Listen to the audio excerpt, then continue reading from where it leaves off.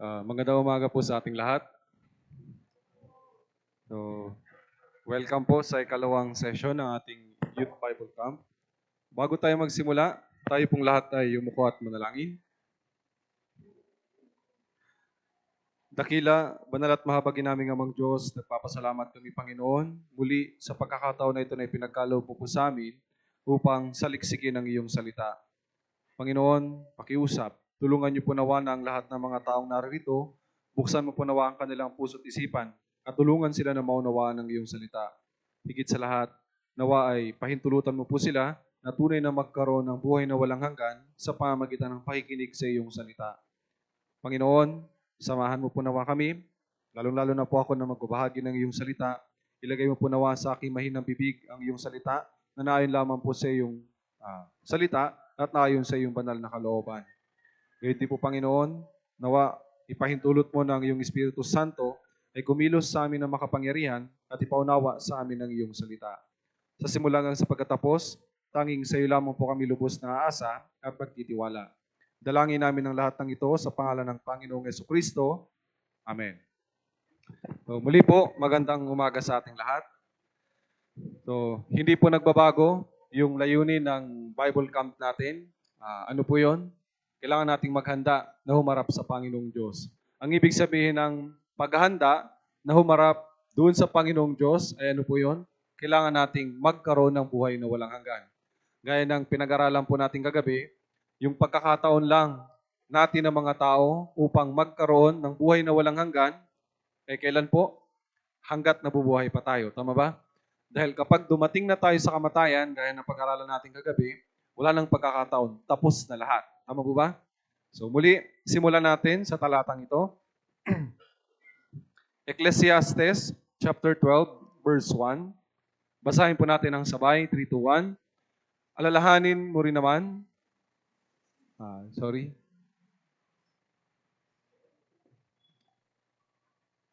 Ayun. Ecclesiastes chapter 12, verse 1.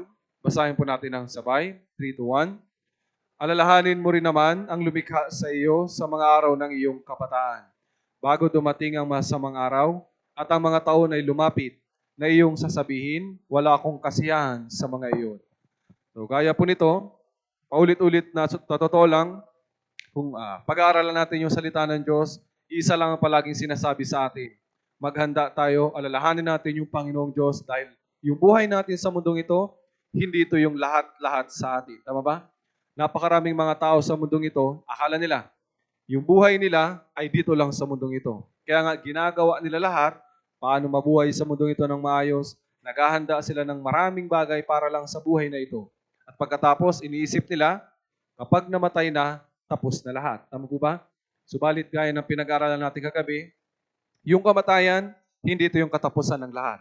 Ito pa lang yung pasimula ng walang hanggan. Gaya ng sinabi ko po kagabi, may dalawang walang hanggan na naghihintay sa atin ng mga tao. Walang hanggang langit at walang hanggang impyerno. Nasa atin na yun kung ano yung pipiliin natin. Kaya nga, ibinigay sa atin ng Diyos yung buhay natin bilang pagkakataon upang hanapin natin paano tayo makakapunta doon sa buhay na walang hanggan, doon sa langit. Kaya nga, dito, naniniwala ako, ito'y napakagandang pagkakataon sa ilan sa atin dito at maaaring huli na para sa iba. Tama po? Kaya nga sana, habang nakikinig po tayo, ay makinig tayo ng maigi habang pinag-iisipan ito ng malalim. Tama po ba? So, habang nakikinig po tayo, habang dumadala tayo dito sa youth camp, pakiusap, yung pag-isipan lang muna natin, yung patungkol sa sarili natin. Huwag natin munang isipin yung iba. Tama po? Maaari po ba yun? Anyway, basahin ulit natin itong talata na ito. Juan 17 verse 3. Basahin po natin ang sabay, 3 to 1. At ito ang buhay na walang hanggan, na ikaw ay makilala nila na isang Diyos na tunay at si Jesucristo na iyong sinugo. Ulitin ko po, yung layunin ng youth camp natin na ito ay para magkaroon tayo ng buhay na walang hanggan. Pero gaya na sinasabi ng Biblia, para magkaroon tayo ng buhay na walang hanggan, hindi natin ito makukuha sa kahit na anumang paraan. Tama ba? Iisa lang ang sinasabi sa atin ng Biblia, paano tayo magkakaroon ng buhay na walang hanggan. Paano daw? Makilala natin yung nag-iisang Diyos na tunay. Ngayon din, kailangan nating makilala, sino ba talaga si Jesucristo? Naniniwala ako, lahat tayo na nandirito, narinig na natin, alam natin, kilala natin ang pangalang Jesucristo. Tama po ba? Pero sino nga ba si Jesucristo? Bakit nga ba siya pumarito sa mundong ito? Yung patungkol sa Kanya, sa huling session po natin ito pag-aaralan. Pero hanggang sa ikatlong session, yung higit nating pagtutuunan ng pansin, kilalanin natin yung nag-iisang Diyos na tunay. Sino ba talaga siya? Tama po? So kahapon, ito po yung mga topics natin. Binanggit ko na po ito sa loob ng 5 session ng Youth Bible Camp natin. Tapos na tayo sa una, yung mga pangunahing katanungan sa buhay. Tungkol sa Diyos, tungkol sa Biblia, Espiritu at buhay. Tama po ba? So ngayon, dito na po tayo sa pangalawa. Yung mga, para masigit pa nating makilala ang Diyos at mapatunayan natin na yung Biblia ay totoo, hanapin natin ngayon yung mga kwento na nakalagay dito sa Biblia kung talagang ito ay tunay na nangyari. At higit sa lahat, bakit kailangan nating pag-aralan yung kasaysayan? Gaya ng alam po natin, may kasabihan tayo, history repeats itself. Tama ba? Anong ibig sabihin nun? Kailangan nating matuto sa kasaysayan.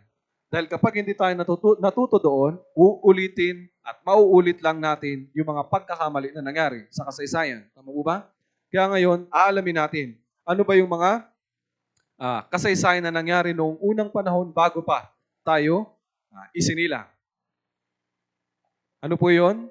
May 4 na pag-aaralan po tayo. Una, patungkol sa halamanan ng Eden.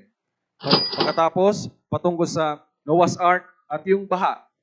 At sunod, tungkol sa Tore ng Babel. At panghuli, yung patungkol sa kasaysayan ng bansang Israel. Yung kalahati, pag-aaral natin ngayon. At mamaya, yung susunod na bahagi ng kasaysayan ng bansang Israel. Unahin po natin yung halamanan ng Eden. Naniniwala ako, narinig na natin yung patungkol dito. Tama po ba? So ngayon, pag-aralan po natin. Sabi dito sa Biblia, itong halamanan ng Eden, ito yung lugar kung saan nagmula yung pinakaunang tao. Tama po? Balik tayo sa kasaysayan natin. Tayo na mga Pinoy, may kasaysayan din tayo kung saan daw tayo nagmula. Tama po ba? Ano kaya, saan daw tayo nagmula ng mga Pinoy?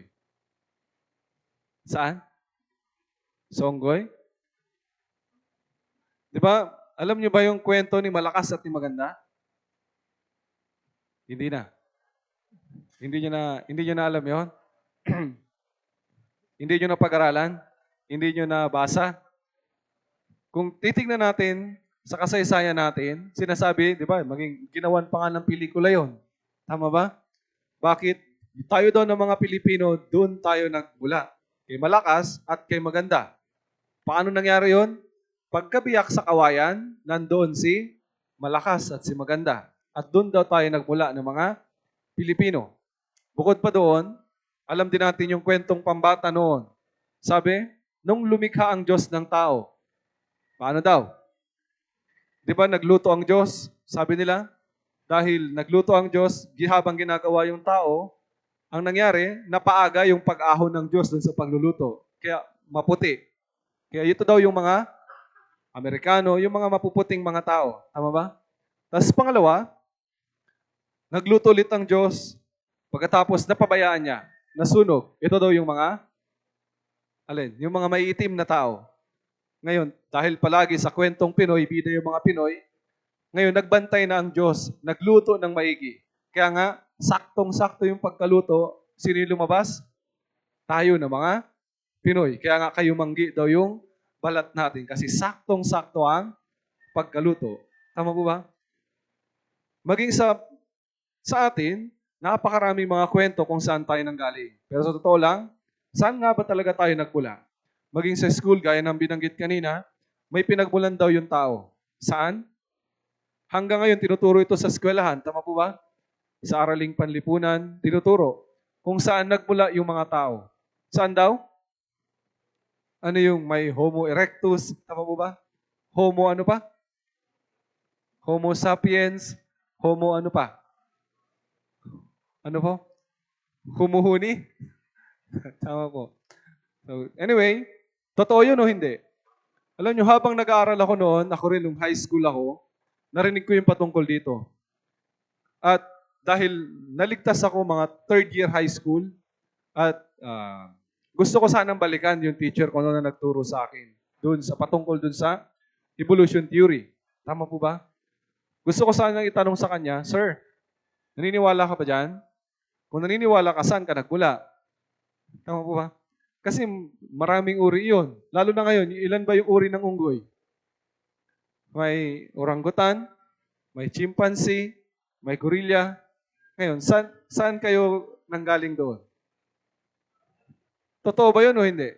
Alam natin hindi yun totoo. Tama po ba? May masakit lang na katotohanan. May mukhang unggoy lang. Pero hindi naggaling sa unggoy. Tama po ba? Bakit? Kaya nga ibinigay sa atin ng Diyos itong Biblia. Gaya ng pinag-aralan natin, malalaman natin ang katotohanan at ang katotohanan ang magpapalaya sa atin. Kaya nga dito, sinasabi ng Biblia, yung halaman ng Eden, ito yung lugar na pinagmulan natin ng mga tao. Genesis chapter 2 verse 8, basahin natin ang sabay, 3 to 1. Naglagay ang Panginoong Diyos ng isang halamanan sa silangan ng Eden at inilagay niya roon ang taong kanyang nilalang. Gaya ng alam natin, yung kauna-unahang taong nilalang ng Diyos, sino po? Si Adan. Tama ba? At si Adan, inilagay ng Diyos dito sa Eden. Ngayon, dito, sa halaman ng Eden, nagbigay ang Diyos ng pinakamahalagang utos para kay Adan. Alam natin yun. Ano po yun? Sa chapter 2, sa Genesis, verse 16 hanggang 17, basahin po natin ang sabay, 3 to 1. At tinuutos ng Panginoong Diyos sa lalaki na sinabi, malaya kang makakakain mula sa lahat ng punong kahoy sa halamanan. Subalit mula sa punong kahoy ng pagkakilala ng mabuti at masama, ay huwag kang kakain. Sapagkat sa araw na ikaw ay kumain niyon, ay tiyak na mamamatay ka. Ulitin ko, pinakamahalagang utos ito ng Diyos doon kay Adan. Sabi niya, huwag siyang kakain ng ipinagbabawal na bunga. Ano daw yung ipinagbabawal na bunga? Di ba ang alam natin ano yung pinagbabawal na bunga na kinain ni Adan at ni Eva? Ano daw? Mansanas. Tama ba? Ngayon, may nakalagay bang mansanas sa Biblia? Wala. Pero pinaniniwalaan natin yung kinain nila ay mansanas kasi ito itinuro sa atin. Tama po ba? Nang hindi tayo nagtatanong, bakit nga ba mansanas? Pinaniwalaan na lang natin yon kasi sinabi sa atin ng mga matatanda na mga taong mas higit na nakakaalam sa atin. Tama po ba? Pero gayon pa man, nang tinignan natin sa Biblia, ano yung sinabi ng Biblia? Ano yung kinain nila? Ano yung iniutos ng Diyos na huwag kainin? Hindi ko rin alam kung bakit napakahaba ng pangalan. Tama po ba? Anyway, kapag humarap na tayo sa Diyos, pwede natin itanong yun sa Diyos. God, bakit ba napakahaba ng pangalan na yun? Tama po ba? Pero isang mahalaga, hindi mansanas. Di ba may sabi rin, sa mga lalaki, ano yung tawag dito? Ano po? Adam's apple, di ba? Pero mamaya, pag-aralan po natin, gaya ng alam po natin, sino ba yung kumain? Si Adan lang ba? Kumain din si Eva. Tama ba? Bakit walang Eva's apple?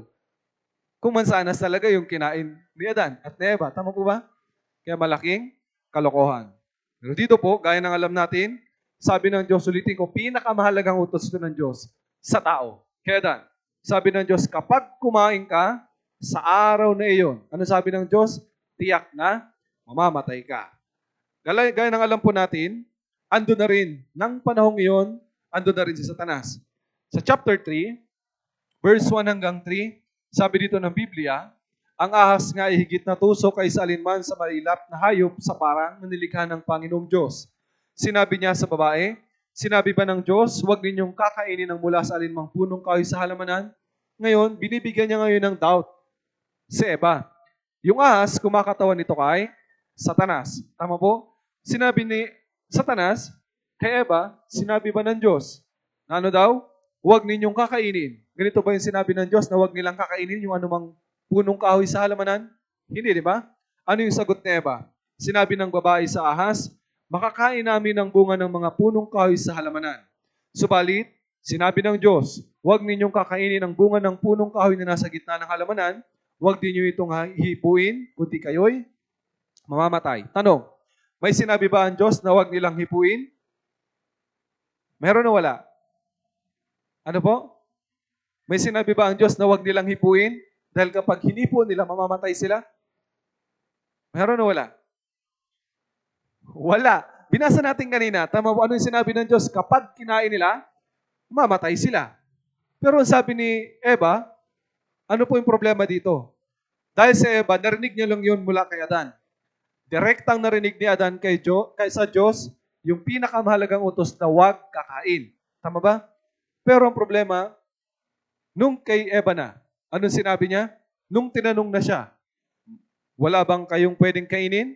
Nung sinabi niya na, maaari naming makain, ngunit, subalit, mula doon sa punong kahoy na nasa gitna, ang tinutukoy niya, yung ipinagbabawal na bunga. Dinagdagan niya na ngayon. Anong sabi niya? Huwag hipuin. Tama ba? Ngayon pa man, dahil dito, ano nangyari? Genesis chapter 3 verse 4, basahin din natin ng sabay, 3 to 1. Subalit sinabi na nga sa babae, tiyak na hindi kayo mamamatay. Ang sabi ng Diyos, kapag kumain sila, tiyak. Tama po ba? Pag sinabi nating tiyak, anong ibig sabihin? Anong ibig sabihin pag sinabing tiyak? Sigurado. Tama po? Ngayon, sinabi ng Diyos, sigurado mamamatay sila. Ngayon, sinabi rin naman ng ahas, siguradong hindi sila mamamatay. Pero gaya ng alam po natin, kumain sila. Dito, sa verse 6, basahin din po natin, 3 to 1. Kaya't nang makita ng babae na ang bunga ng punong kahoy ay mabuting kainin, nakakalugod sa paningin na dapat nasain upang maging matalino, siya ay pumitas ng bunga nito at kinain ito. At binigyan din niya ang kanyang asawa na kasama niya at siya ay kumain. Ngayon kumain sila. Sabi ng Diyos, kapag kumain, mamamatay. At sinabi naman ng ahas, kapag kumain sila, hindi sila mamamatay. Kumain sila, namatay o hindi? Ano po? Namatay o hindi? Ano po? Gaya ng alam natin sa kwento, kumain sila. Ngayon, sino nagkasabi ng totoo? Ang Diyos o yung Satanas? Kasi kumain sila. Tama ba? Sabi ng Diyos, kapag kumain sila, tiyak, mamamatay ka.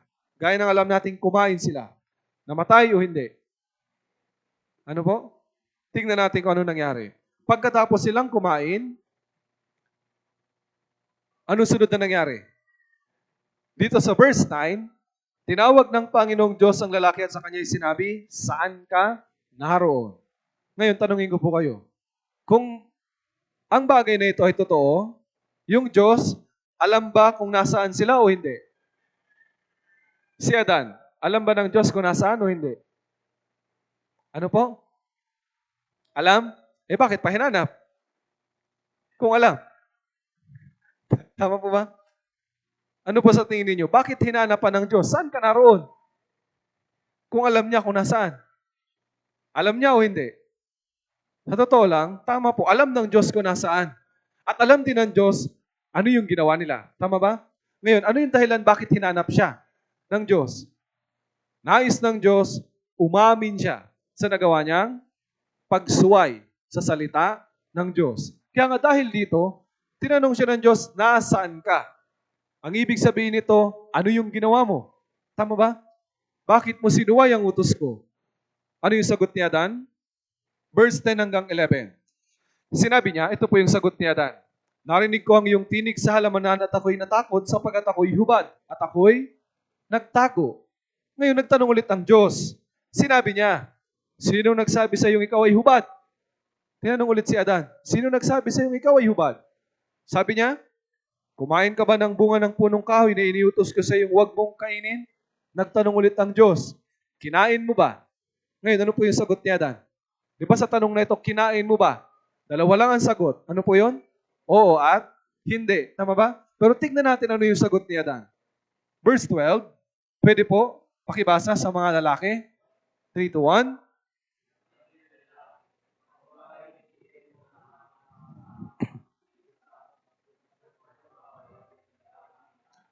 Ano yung mapapansin natin sa sagot ni Adan? Ano po? Ang sagot ni Adan, parang sinisisi niya pa ang Diyos. Tama ba? Nakikita niyo ba? Sinisisi niya pa yung Diyos. Bakit? Sabi niya, ang ibig sabihin ng sagot ni Adan, kinain ko yan kasi dahil sa ibinigay mong babae. Sino ba nagbigay ng kay Eva kay Adan? Di ba yung Diyos? Parang sinasabi niya, kung hindi mo ibinigay sa akin si Eva, hindi ko kakainin yan. Naintindihan ba natin? Ngayon, tinanong naman ng Diyos si Eva. Sa mga babae, pwede pong pakibasa. 3 to 1.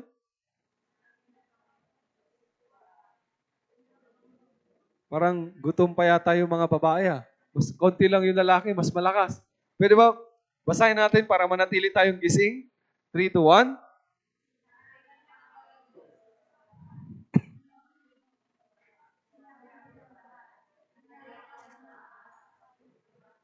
Ngayon, tinanong din siya ng Diyos. Sinabi niya, ano yung iyong ginawa? Ano naman yung sagot ni Eva? Sino naman yung sinisi niya? Ngayon, may sisihin ba yung ahas? Dito, makikita natin, bakit mayroon tayong ugali na sa halip aminin natin yung pagkakasala, anong ginagawa natin? Sinisisi ang iba. Tama ba? Naghahanap tayo na masisisi. Pero ang totoo, sino may pagkakasala? Tayo. Bakit tayo may ganitong pag-uugali? Simple lang. Dahil galing tayo sa kanila. Tama po ba? At hindi lang po ito simpleng kwento. Dito makikilala natin kung sino ang Diyos. Ang Diyos po, yes, ang Diyos ay pag-ibig. Pero yung Diyos, siya rin ay Diyos na hukom na matuwid. Dahil siya ay Diyos na hukom na matuwid, anong gagawin niya? Kapag may kasalanan, hindi niya ito palalampasin. Kaya nga, pagkatapos nito, anong ginawa ng Diyos? Nagawad siya ng parusa. Sa mga sumunod na talata, verse 16 hanggang 17, makikita natin dito, nagawad ang Diyos ng parusa. Sa babae, kay Eva, ibig sabihin ito kay Eva, sinabi ng Panginoon, pararamihin ko ang paghihirap mo sa iyong paglilihi, mga anak kang may paghihirap. Sa lalaki naman, sabi ng Diyos, kakain ka mula sa Kanya sa pamagitan ng iyong mabigat na paggawa sa lahat ng mga araw ng iyong buhay. Kaya dito, summarize pa natin, sa ahas, nagbigay din ng Diyos ng parusa. Ang iyong tiyan ng ipanggagapang mo, sabi ng Diyos. Hindi natin alam kung ng panahong iyon, may paa o naglalakad yung ahas. Tama po? Pero anyway, hindi dito mahalaga. Pero dito po, sa babae, ano yung sabi ng Diyos? Mga anak kang may paghihirap. Gaya ng alam po natin, yung mga nanay natin, kamusta sila mga anak? Meron bang nanganak sa kanila na nakatawa pa? Meron o wala? Wala. Tama po ba? Naghihirap sa panganganak yung mga babae hanggang ngayon. Bakit ganon? Ito po ay dahil sa bunga ng kasalanan. Isa pa, sa lalaki, sabi ng Panginoon, bakit naging ganito yung parusa? Kaya nga pansinin natin, yung mga tatay po natin, madali ba para sa kanila na magtrabaho para mapakain tayo? Mahirap. Tama po ba? Binubuhos nila yung kanilang dugo at pawis para lang mapakain tayo. Bakit? Ito yung parusa ng Diyos. Bakit po? Dahil sinuway nila ang utos ng Panginoon. Kaya nga makikita natin, marami tayong napapansin, kahit lolo na, ugod-ugod, nagtatrabaho pa rin. Para saan? Para sa kanilang pamilya. Tama po? Gaya ng binanggit ko kagabi, bakit mayroong sakit? Bakit mayroong pagdurusa? Bakit mayroong kahirapan? Lahat ng mga bagay na iyon ay nanggaling dito. Matapos magkasala ni Adan, ano sabi ng Diyos? Sumpain ng lupa dahil sa iyo. Tama po ba? Ano ibig sabihin ng lupa? Yung mundo natin. Yung buhay sa mundong ito, sinabi ng Diyos, sumpain. Bakit? Dahil sa kasalanan. Kaya nga, lahat ng mga pangit na bagay, yung mga mahasama, sakit, kahirapan, pagdurusa, lahat ng mga bagay na ito ay nagkaroon mula ng magkasalaang tao. Tama po ba?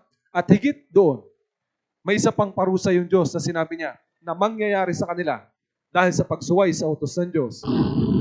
Ano po yun? Nagkaroon ng kamatayan. Ano pong kamatayan na binabanggit ng Diyos? Gaya ng binasa natin kanina, sinabi ng Diyos, kapag kumain sila, tiyak na mamamatay sila. Tama po? Ngunit sinabi naman ng ahas, kapag kumain sila, hindi sila mamamatay. Patungkol sa kamatayan, may dalawang bagay po na dito na kailangan nating maunawaan. Meron pong pisikal na kamatayan at espiritual na kamatayan. Ang tinutukoy ni Satanas, yung patungkol sa kanilang pisikal. Na kapag kumain sila, hindi sila mamamatay. Kaya nga tama si Satanas. Naintindihan po ba natin? Yung sinabi ni Satanas na hindi mamamatay, yung tinutukoy niya yung katawan nila. Yung laman nila. Kaya nga nung kumain sila, hindi sila namatay. Ang tinutukoy naman ng Diyos na kapag kumain sila tiyak mamamatay yung kanilang espiritu. Tama po ba? Anong ibig sabihin ng kamatayan ng pisikal at espiritual? Ang ibig sabihin ng kamatayan ng pisikal, yung paghiwalay ng espiritu natin sa katawan. Yung katawan natin, ano lang po ito? Tahanan lang ito tahanan ng espiritu natin. Kapag umalis na yung espiritu natin sa katawan, yan po yung physical na patay. Maliwanag? Pero yung spiritual na kamatayan, anong ibig sabihin naman ito? Ang ibig sabihin ng spiritual na kamatayan ay pagkahiwalay sa Diyos. Ang ibig sabihin ng hiwalay sa Diyos, ano po ito? Naputol ang relasyon sa Diyos. Tama ba? Nung una, nung likhain ng Diyos si Adan, ano yung espiritu niya? Buhay. Dito sa Genesis chapter 2 verse 7, pwede pong pakibasa, 3 to 1.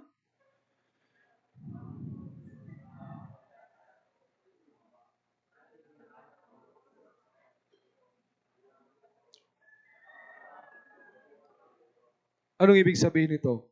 Nung likhain ng Diyos si Adan, anong ginawa niya? Buhay ang kanyang kaluluwa. Ang ibig sabihin yung espiritu niya, buhay. Tama po ba? Gaya ng likhain siya ng Diyos, buhay yung espiritu niya, may relasyon sa Diyos, kaya nga nagagawa nila makipag-usap sa Diyos ng direkta. Tama po? Pero nung magkasala sila, ano nangyari? Ulitin ko yun, tinutukoy ng Diyos na mamamatay yung kanyang kaluluwa. Si Adan, yung tinutukoy naman ni Satanas, yung kanyang katawan, yung kanyang pisikal. Kaya nga, maging pagkatapos kumain nila nung ipinagbabawal na bunga, si Adan, nabuhay pa ng 130 taon pagkatapos nagkaanak. Pero pansinin natin dito, nung nagkaanak na siya, ano yung sinabi ng Diyos? Ayon sa kanyang wangis. Tama po ba? Anong ibig sabihin ng ayon sa kanyang wangis? Nung likhain tayo ng Diyos, nilikha tayo ng Diyos ayon sa kanyang wangis. Tama po ba? Ang ibig sabihin nun, buhay ang espiritu. Ang Diyos ay buhay na espiritu. Kaya nang likhain niya si Adan, buhay din ang kanyang espiritu. Subalit, nang sumuway siya, nung kinain niya yung pinagbabawal na bunga, namatay ang kanyang espiritu. Ibig sabihin na hiwalay sa Diyos. Kaya nga, dahil dito, yung ipinanganak mula sa kanya, ano na rin yung kanilang espiritu? Patay na rin. Kaya nga, nung nagkaanak si Adan, ayon na sa kanyang wangis. Hindi ayon sa wangis ng Diyos. Maliwanag? At isa pa, yung lahat na naging araw ni Adan, umabot pa ito ng halos 1,000. 930 years. Kaya nga yung tinutukoy ni Satanas, yung patungkol sa kanyang katawan, na siyang tama naman. Kasi namatay siya, umabot pa ng 930 years. Pero yung tinutukoy ng Diyos yung kanyang espiritu. Tama po ba? Ngayon, sinasabi dito sa atin ng Biblia, sa unang kasaysayan pa lang ng tao, nagkaroon na tayo ng problema. Ano yung problema natin? Nahiwalay tayo sa Diyos. Namatay ang espiritu natin. Tama po ba? Dahil sa kasalanan. Ngayon, kung totoo ito, kailangan nating mahanap ang halamanan ng Eden. Ngayon, tanong ko po, saan po ba yung halamanan ng Eden? Nasaan? Kasi kung totoo yung problema natin ito, kailangan nating mahanap. Tama po ba? Sa Biblia, nakalagay na rin po kung saan natin ito matatagpuan. Sa Genesis chapter 2, verse 10 hanggang 14, medyo mahaba, isa-summarize ko na lang po. Sabi ng Biblia, doon sa halamanan ng Eden, noon may isang ilog na dumadaloy. Pero nahati, naging 4. Ano yung 4 na ilog na yon? Yung may kulay pula. Una, yung Pishon. Pangalawa, yung Gihon. Pangatlo, Tigris. Yung pangapat ay Euphrates. Ito yung mga 4 na ilog na dumadaloy doon sa halamanan ng Eden. At kapag nakita natin ito, sabi ng Biblia, diyan matatagpuan ang halamanan ng Eden. Sa 4 na ilog na ito, ano yung pamilyar sa inyo dyan? May pamilyar ba sa inyo dyan? Napag-aaralan natin, tama po ba? Yung Tigris at ang Euphrates, yung pangatlo at yung pangapat. Hanggang ngayon, bakit pamilyar sa atin? Kasi hanggang ngayon dumadalo yan. Saan po? Doon sa may bandang Iraq, sa gitnang silangan, sa Middle East. Ito po, ito yung mapa natin. Ito po yung Tigris, ito naman ang Euphrates. Hanggang ngayon dumadalo yan. Sinasabi ng Biblia, kapag nakita natin yan, yan yung lugar ng halamanan ng Eden. Pero alam nyo, marami mga tao hindi naniniwala. Kasi di ba sabi ng Biblia, 4 na ilog. Pero yung nakikita na lang ngayon, 2 na lang. Tama ba? Kaya nga noon, marami mga tao hindi naniniwala sa Biblia. Kasi sabi ng Biblia, 4. Pero nakikita na lang ay 2. Pero sa paglipas ng panahon, sa pagunlad ng teknolohiya natin, na-discover nila nakita na, natagpuan na sa panahon natin yung dalawang nawawalang ilog, yung Pishon at Gihon. Kaya nga sinasabi, ito po yung sa lugar na ito matatagpuan yung halamanan ng Eden. Panoorin natin ito.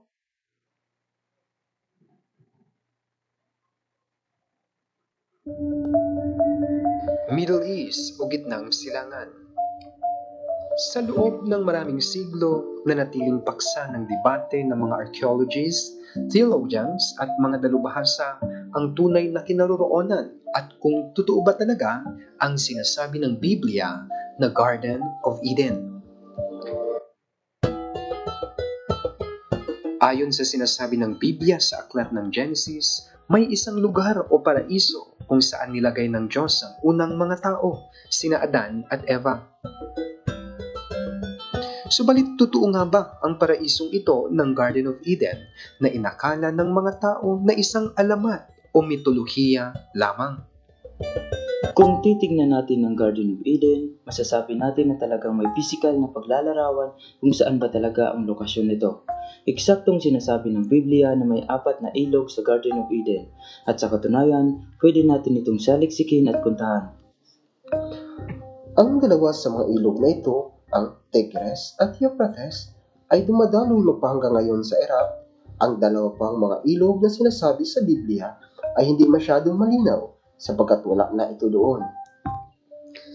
Noong 1981, may mga pagsasaliksik na napatunayan sa tinatawag na Karun River mula sa Iran na dumadaloy at kumukonekta sa ilog Euphrates.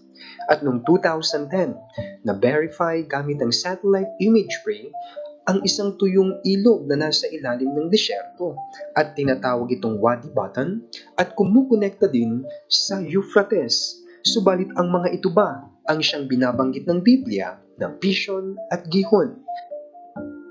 Ang dalawang nawawalang ilog na nakasaad sa aklat ng Genesis. Sinasabi na may isang ilog na lumalabas mula sa Eden at mula rooy nahati at naging 4 na ilog. Kung pupunta tayo sa Iraq, napakalinaw, naroon pa rin ang dalawa, ang Tigris at Euphrates. Gamit ang makabagong teknolohiya, natuklasan na ang Pishon at Gihon na siyang tinatawag ngayon na Karun at Wadi Batan, kaya walang duda na ang Garden of Eden ay nasa bandang Iraq. Saan daw po yung halamanan ng Eden? Nasa bandang Iraq. Tama po ba? At isa pa, doon sa panahon ng halamanan ng Eden, yung klima nila ay iba kaysa sa klima natin ngayon. Paano po nangyari yun? Nung likhain ng Diyos yung mundo natin, noon, ganito, Genesis 1:7, ginawa ng Diyos ang kalawakan at ibinukod ang tubig na nasa ilalim ng kalawakan mula sa tubig na nasa itaas ng kalawakan. At ito ay nangyari. Anong ibig sabihin nito? Ito yung kasalukuyang mundo natin, tama ba? Pero nung likhain nito ng Diyos noon, ano yung sinasabi ng Biblia? Naglagay pa ang Diyos ng water layer sa labas ng mundo natin. Ito po. Ano yung silbi niyan? Parang ganito. Yung sikat ng araw na direktang lumalabas mula sa araw ay hindi direktang makapasok sa mundo natin. Bakit? Pinoprotektahan ng water layer. Maging yung mga harmful rays, hindi rito makapasok sa mundo natin. Bakit? Dahil dun sa water layer. Naintindihan po ba? Kaya nga sa panahon nila Adan, ano po yung nangyari? Walang init, walang lamig, walang gaya ng panahon natin ngayon. Kaya ano po yung nangyari? Yung mga puno malalaki, yung mga hayop malalaki. Kaya nga totoo yung sinasabi, di ba sa palabas, sinasabi na may mga nabuhay ng mga dinosaur. Bakit? Totoo talaga silang nabuhay sa panahon noon. Kasi nga yung klima, iba sa panahon natin ngayon. Bakit malalaki? Yung hayop, yung halaman, maging yung tao. Bakit malalaki? Ulitin ko, dahil yung klima nila ay iba sa panahon natin ngayon. At marami na ring ebidensya ng mga nahukay. Pansinin natin ito. Ito po ay fossil ng tutubi. Ayon po sa pagsusuri, yung wingspan ng tutubi na ito na nahukay ay gaano po kahaba? 1 metro. Yung 1 metro, ganito, tama po ba? Ngayon, ganito kalaki yung tutubi. Yung tutubi natin ngayon, gaano kalaki? Gaano po kalaki? Paano hinuhuli yung tutubi? Ganyan, tama po ba? Yung tutubi na yan, pwede mo bang hulihin ng ganyan? Pag hinuli mo yan, baka ilipad ka pa. Tama po ba? At yung iba pa, ito pa yung mga nahukay na fossil. Yung moss, yan po ay lumot. 60 hanggang 90 centimeters. Halos parang palay na. Lumot lang yun. Pagkatapos yung ipis, 30 centimeters. Halos kasing laki nung maliit na tiles. Tama po ba? Yung ipis natin ngayon, gaano kalaki? Gaano kalaki yung ipis? Halos parang ganito lang. Tama po ba? Sino na nakagat ng ipis dito? Saan? Sa mata. Ano nangyari? Namaga. Ngayon, pag itong ipis na itong kumagat sa mata mo, ano mangyayari? Siguro tanggal yung mata mo. Tama po ba? Kasi malaki yan. Tama po ba? Malaki pa nga. Sa palad ko. Tama po ba? Pag yan yung kumagat sa'yo, maging yung butterfly, yung hipon, 2 metro, malaki pa sa akin. Yung crocodile, baka, ito daga. Gaano kalaki yung daga na nakita na natin? Halos kasing laki ng pusa. Pero ito halos 2.4 meters. Mas malaki kaysa sa akin. Tama po ba? Pag yan ang nakita ninyo, anong kailangan gawin? Tumakbo na. Kasi kakainin kayo niyan. Tama po? At maging tingnan natin, pansinin natin ito. Di ba yung mga hayop malalaki? Yung tao, yung footprint ng tao, 370 hanggang 560 millimeters. Kaya nga sinasabi, malaki rin. Totoo talaga yung mga tao noon, malalaki, higante. Tama po? Kaya nga hindi nakapagtataka, hanggang sa ngayon, nakakahukay yung mga archaeologist na mga buto, labi ng mga hayop na malalaki. Tama po? Bakit? Nabuhay talaga sila nung panahon na iyon. Ito naman, replika lang o kopya nung nahukay na buto ng tao. Dito yan sa may bandang hita. Pansinin ninyo, nasa may bandang hita lang ang buto na ito. Pero halos kasing laki niya na. Tama po? Kaya gaano pa kalaki yung buong buto ng labi ng taong ito. Ito rin po na picturean. Ito yung bakas ng paa ng dinosaur. Ito naman ang bakas ng paa ng tao. Anong ibig sabihin nito? Hinahunting ng tao ang dinosaur. Tama po ba? Bakit? Malaki na yung mga dinosaur. Ibig sabihin, malaki rin ang tao. Tama ba? Pero sa panahon natin ngayon, hindi na ito nakikita. Kaya sinasabi ng iba, kung talagang nabuhay sila noon, bakit wala na ngayon? Ulitin ko, iba na ang panahon natin ngayon. Tama po ba? Wala nang water layer na pumoprotekta sa mundo natin. At isa pa, hindi na natin physical na nakikita yung halaman ng Eden kasi pagkatapos magkasala ni Adan at Eva, anong ginawa ng Diyos? Ibinaon niya ito sa ilalim ng lupa. Ezekiel 31 verse 18, pwede pong pakibasa, 3, 2, 1.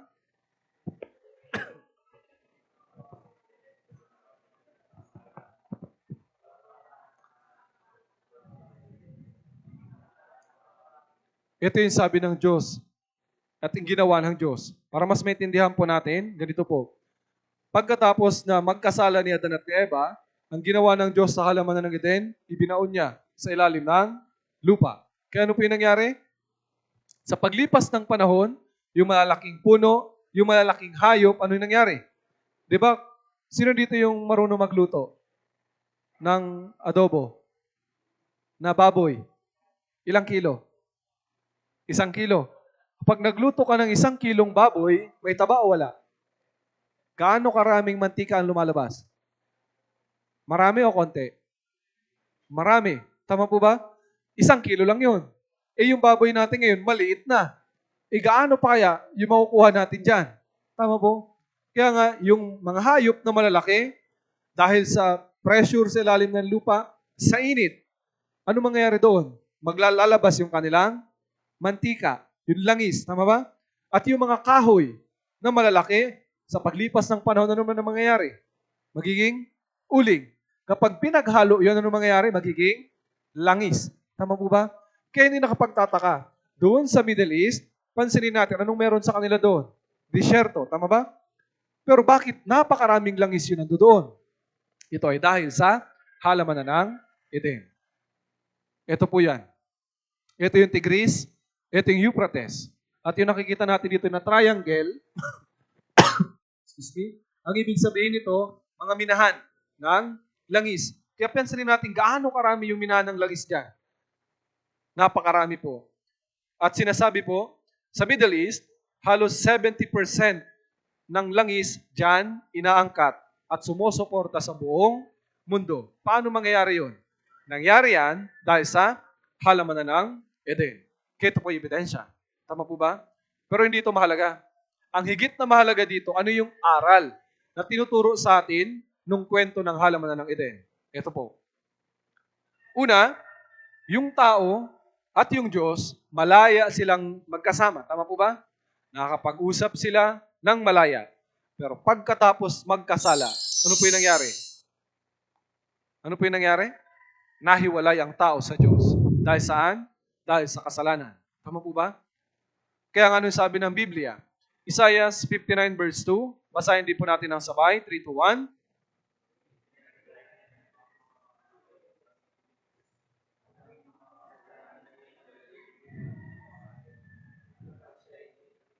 Ito yung dahilan. Di ba sabi ng Diyos, kapag kumain sila, ano mangyayari? Tiyak, mamamatay sila. Ang ibig sabihin ng mamamatay, mahihiwalay sa Diyos dahil sa kasalanan. Bagaman yung physical ay buhay, pero yung problema, yung kanilang espiritu ay patay. Ay yung Diyos, espiritu, buhay. Buhay na espiritu ang Diyos. Ang problema, ano nangyari sa tao?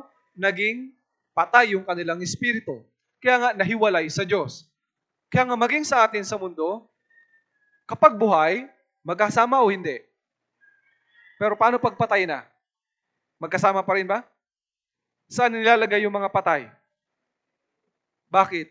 Kailangan silang ihiwalay. Kahit gaano natin sila kamahal. Tama ba? Pero dahil patay na sila, ano nangyari? Naputol na ang relasyon. Nahiwalay na. Kaya nga nilalagay sila dun sa lugar ng mga patay. Kung saan, hindi pwedeng mabuhay ang buhay. Naintindihan po ba? Ganon din ang nangyari sa atin. Nang magkasala si Adan, nahiwalay sa Diyos. Tama po ba? Namatay ang kanyang espiritu. At ang Diyos ay banal. Ang ibig sabihin ng banal, walang kasalanan. Ang problema, may kasalanan tayo o wala? Hindi lang basta meron. Marami. Tama po ba? Kaya nga, yan ang katibayan na hiwalay tayo sa Diyos. At ito yung tinuturo ng kasaysayan na simula pa lang, hiwalay na tayo sa Diyos. Kaya nga ang problema, dahil may kasalanan tayo, dahil may kasalanan tayo, at gumagawa tayo ng kasalanan, ano yung sabi ng Biblia? Ezekiel 18 verse 4, basahin natin, 3 to 1.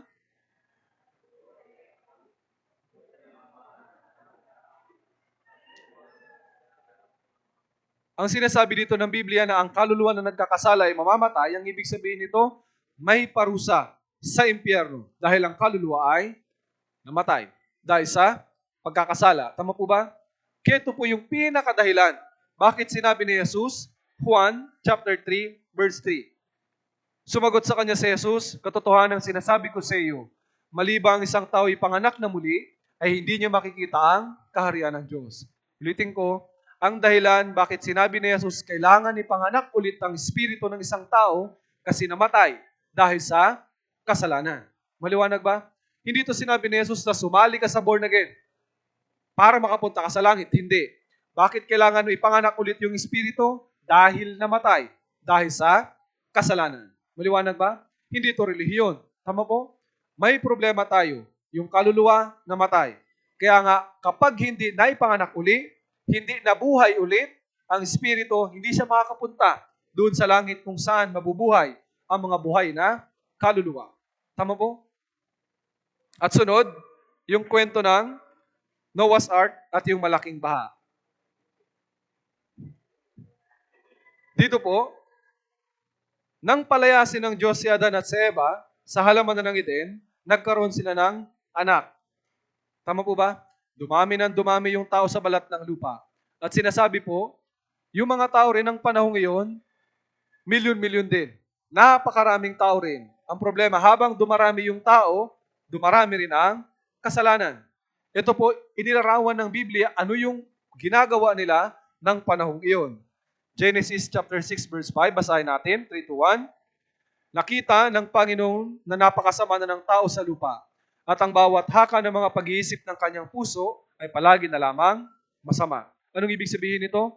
Na maging yung haka nila, palagi na lang masama. Ibig sabihin yung ginagawa nila, kasalanan. Walang humahanap sa Diyos. Bakit?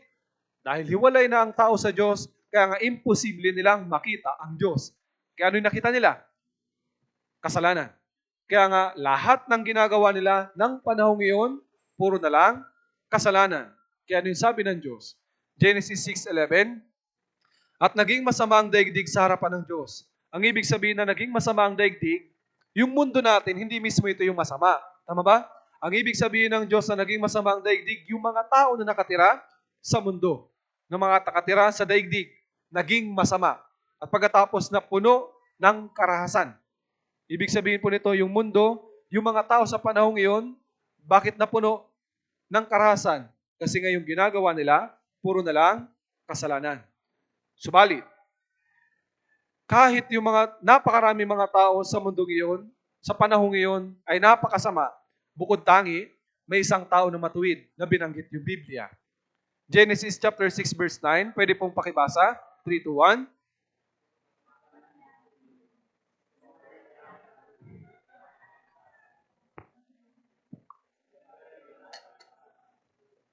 Anong ibig sabihin nito? Sinabi ng Biblia, si Noe, matuwid. Ang ibig sabihin ng matuwid, walang kasalanan. Tama po ba? In short, si Noe, ligtas o hindi? Ligtas siya kasi nga matuwid. Tama po ba? Sinabi ng Biblia, matuwid siya. Bakit siya naging matuwid? Bakit walang kapintasan? Lumakad siya nakasama ng Diyos. Dito rin makikita natin kung sino yung Diyos. Ang Diyos ay hukom na matuwid. Gayunpaman, ang Diyos din ay pag-ibig. Tama po ba? Dahil dito, pinaalam ng Diyos kay Noe yung plano niya. Genesis chapter 6 verse 13. Basahin po natin ang sabay, 3 to 1. At sinabi ng Diyos kay Noe, ipinasya ko ng wakasan ng lahat ng laman, sapagkat ang lupa ay napuno ng karahasan nila. Ngayon, sila ay aking lilipuling kasama ng lupa. Bakit po? Nagpasya na ang Diyos na linisin yung mundo. Bakit? Napuno na ng karahasan. Napuno ng kasalanan. Pero dahil merong isang matuwid, sinabi ng Diyos, yung Diyos ay hukom na matuwid.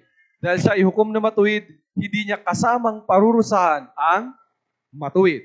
Kaya nga binigyan ng Diyos ng paraan si Noe, paano niya maiiwasan itong paghuhukom na gagawin ng Diyos.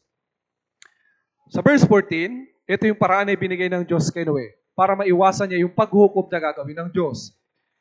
Gumawa ka ng isang daong na yari sa kahoy na gopher, gumawa ka ng mga silid sa daong at pahiram mo ito ng alkitran sa loob at labas. Ito yung sinabi ng Diyos. Maging yung design, yung laki, yung haba, yung taas, ang Diyos ang nagbigay. Yung haba, 300 siko. Yung luwang, 50 siko. Yung taas, 30 siko. Pagkatapos sabi ng Diyos, ilalagay mo ang pintuan ng sasakyan sa kanyang tagiliran. Gagawin mo ito na may una, ikalawa at ikatlong palapag.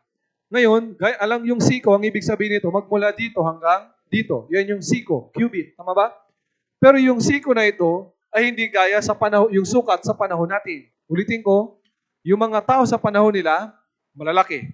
Tama po ba? Kasi kung yung siko natin yung gagamitin, maliit ito. At sabi ng Biblia, gagawin may una, ikalawa, ikatlong palapag. Itong building natin, ilang floor lang? Second floor. Pero nung sinabi ng Biblia na pinapagawa ng Diyos kay Noe, gaano kalaki? May 3 palapag. Gaya po nito, yung sukat, yung haba, 135 meters. Yung luwang, 22.5 meters. Yung taas, halos 14 meters. Halos 3 palapag na gusali. Ganito po yan. Imagine natin. Sino na po ang nakakita ng football field? Malaki o hindi? Malaki. Tama ba? Mahaba. Tama po? Kaya nga sinasabi dun sa football field, kasya yung 13 na mga basketball court. Tama po? Pero pansinin natin yung haba ng daong. Mas mahaba siya. Tama po ba? Bakit? Dito makikita natin yung pagiging pag-ibig ng Diyos. Bakit nagpagawa siya ng malaki? Kasi nais ng Diyos, marami ang maligtas. Kahit makasalanan sila, kahit gumagawa sila ng masama, kahit lahat na lang ng ginagawa nila, yung haka nila, puro na lang masama, nais pa rin ng Diyos na maligtas sila. Ayaw ng Diyos na parusahan sila. Kaya nga sa pamagitan ni Noe, ipinaalam ng Diyos yung plano niya. At binigyan sila ng pagkakataon na na makaiwas dito. Kaya pagkatapos nito, pinasimulang gawin ni Noe at ng mga anak niya yung tao. Pero yung mga tao, anong ginagawa nila? Hindi sila naniniwala. Nilalait lang si Noe. Tumatawa sila. Alam niyo kung bakit? Dahil ginagawa nila Noe ito malayo doon sa dagat. Sa panahon nila, wala pa naman ng mga kagamitan na maghihila ng daong patungo doon sa dagat. Kaya nga sabi nila, paano nila yung dadalhin doon? At hindi sila naniniwala kay Noe. Bakit sabi nila? Sabi ni Noe, may darating na baha. May paghuhukom sa tubig na gagawin ng Diyos. Ang problema, hindi nila ito maintindihan. Kasi ng panahong iyon, ni ambon wala. Tama ba? Kaya nga hindi nila maintindihan ano yung baha. Kaya nga naniwala sila o hindi? Hindi sila naniwala. Ang inisip nila kay Noe, napabaliw na. Parang sa panahon din natin ngayon, maraming mga tao, hindi sila naniniwala sa salita ng Diyos. Tama po ba? Iniisip nila, baliw lang. Hangal yung mga taong sinasabi ng Biblia, pero hindi po. Dumating ang panahon, natapos yung paggawa ng dao.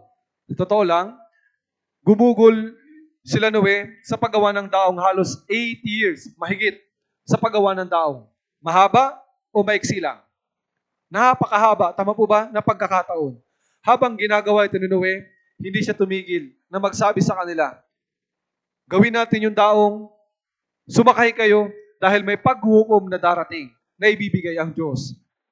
Kayo pa man, yung mga tao hindi sila naniniwala. Pansinin niyo po yung larawang ito. Yung mga hayop sumasakay, tama ba? Pero yung mga tao, pansinin natin, habang nangangaral si Noe na sumakay na sila, yung mga tao dito sa harap parang talagang naniniwala. Pero may mga tao naman sa likod, tatawa-tawa lang. Gayon din naman sa mga nakikinig, tama ba? May iba parang nakikinig ng maigi. Yung iba naman, tatawa-tawa, hindi sila sineseryoso kasi akala nila hindi ito totoo. Tama po ba? Pero pansinin natin yung mga hayop. Sumakay sila. Naging senyalis na sana ito sa kanila. Alam natin, bago may dumating na dilubyo, ano nangyayari sa mga hayop? Aligaga sila. Tama po ba? Alam natin, kapag maraming mga gamo-gamo, anong darating? Anong darating? Pag maraming gamo-gamo, anong darating? Alam natin, kapag maraming gamo-gamo, may darating na ulan. Tama po ba? May senyalis. Ito yung mga hayop na sumasakay, naging senyalis na sana sa kanila. Pero yung problema, hindi pa rin, binaliwala pa rin nila. Kaya ano po yung nangyari? Genesis 7:15 hanggang 16, sabi dito, sila'y sumakay sa daong. Sino yung sila? Yung mga hayop. Kasama ni Noe, dala-dalawa ang lahat ng hayop na may hininga ng buhay. Ang mga sumakay ay lalaki at babae ng lahat ng laman. Pumasok sila gaya ng iniutos sa kanya ng Diyos at siya ikinulong ng Panginoon sa loob.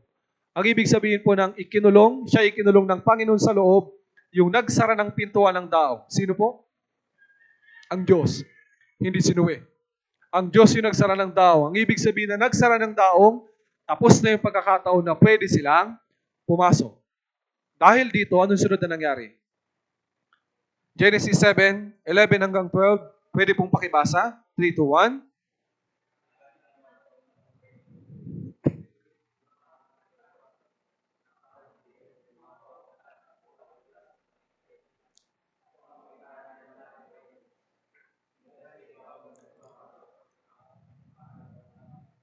Tama po ba? Dito po, sabi ng Biblia, ng araw na iyon, umapaw ang lahat ng bukal mula sa malaking kalaliman at ang mga bintana ng langit ay nabuksan. Anong ibig sabihin ng mga bintana ng langit ay nabuksan? Gaya ng binanggit ko kanina, nung likhay ng Diyos ang mundo natin, mayroong water layer sa labas pa. Tama ba? Ngayon, anong ginawa ng Diyos? Binuksan niya rin yun. Ibinuhos niya rin yung tubig na yun na nasa labas ng mundo natin. Kaya anong nangyari? Yung tubig na nasa mundo natin, na nasa ilalim ng lupa, plus yung tubig na nasa itaas, kaya nga inapawan ng mundo natin. Kaya yung mga nangyari, yung mga tao na hindi naniwala, nung makita nila, nang naramdaman nila, ito na siguro yung sinasabi ni Noe. Anong ginawa nila? Dali-dali silang tumakbo, papunta doon sa daong. Anong sabi nila? Please, anong sabi nila? Tulungan mo ako. Tama po ba? Yung iba naman, pakiusap, buksan mo ang pinto. Pero yung problema, si Noe sa loob, gusto silang tulungan o hindi? Gusto silang tulungan. Ang problema, hindi magawa na mo buksan ni Noe yung pinto. Bakit?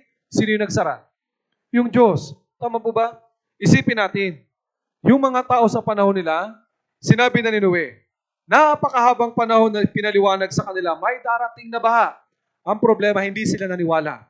Hindi nila sineryoso yung sinabi ni Noe. Tama ba? Sa totoo lang, yung salita ni Noe, ito mismo yung salita ng Diyos. Ang problema, hindi sila nakinig. Tama ba?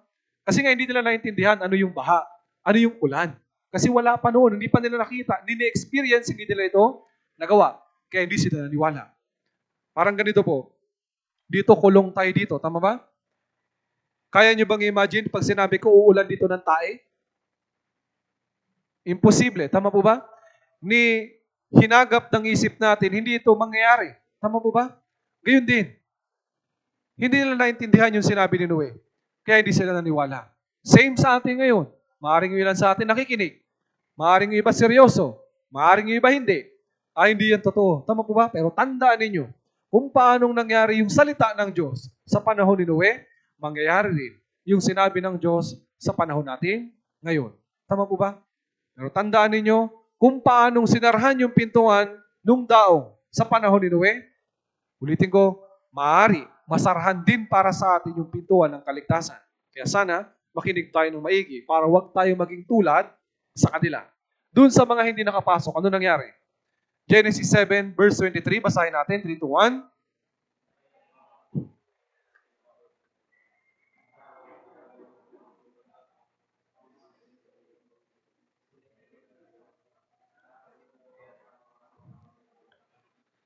Tanong, doon sa mga masasama, doon sa mga namatay, tama po ba? Kasi ng panahong ngayon, yung mga tao gumagawa ng masama, walang gumagawa ng mabuti. Kung sumakay sila sa daong, mabubuhay sila o mamamatay? Mabubuhay sila. Tama po ba? Dito makikita natin, yung pag-ibig ng Diyos nasa loob ng daong.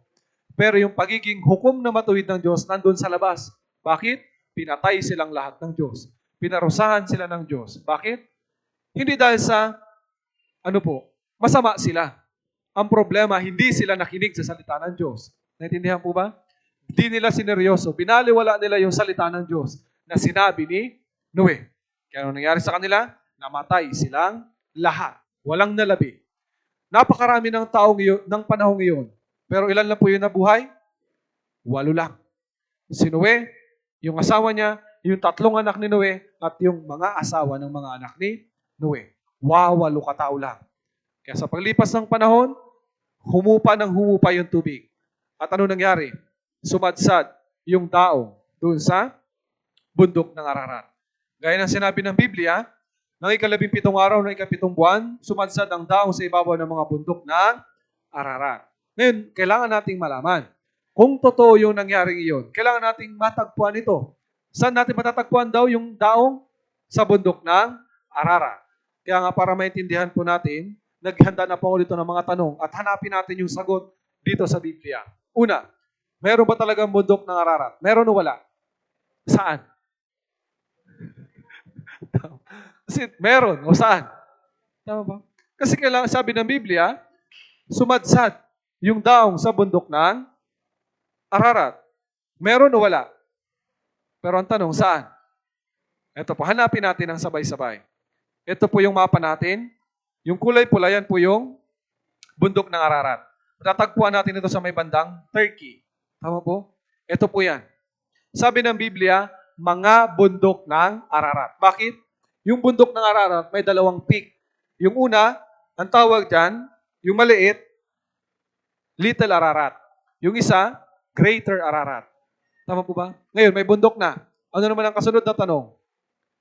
Meron ba talagang daong ni Noe doon sa bundok ng Ararat? Meron o wala? Nakita nyo? Hanapin natin. Tama po ba? Kasi sabi ng Biblia, nandoon. May papakilala po ako sa inyo. Ito po ang mamang ito. Ang pangalan niya ay Fernand Navarra. Naging interesado rin siya patungkol doon sa daong ni Noe. Dahil nabasa niya rin yung Biblia. Kaya nga, noong 1950s, umakyat siya. May mga kasama siya na umakyat doon sa bundok ng Ararat. Pero nung panahong iyon, makapal yung yelo. Umulan ng niebe. Kaya mahirap umakyat. Kaya anong ginawa ng mga kasama niya? Bumalik na. Iniwan siya. Pero siya nagpatuloy pa rin kasi nga gusto niyang mahanap yung daong ni Noe. Pero dahil nga, mahirap. Dahil makapal yung yelo. Ano nangyari? hindi niya natagpuan. Pero sabi niya, may nakita siya na maitim na bagay. Iniisip niya, ito yung daong. Kaya nga sabi niya, babalik ako. Kaya nga noong 1955, bumalik siya. Kasama yung kanyang anak na si Rafael. Umakyat sila doon. At ng panahong iyon, medyo natutunaw yung yelo. Kaya sabi niya, ito yung pinakamagandang pagkakataon para mahanap ang daong. At natagpuan nga nila. Tingnan po natin yung kanilang paglalakbay.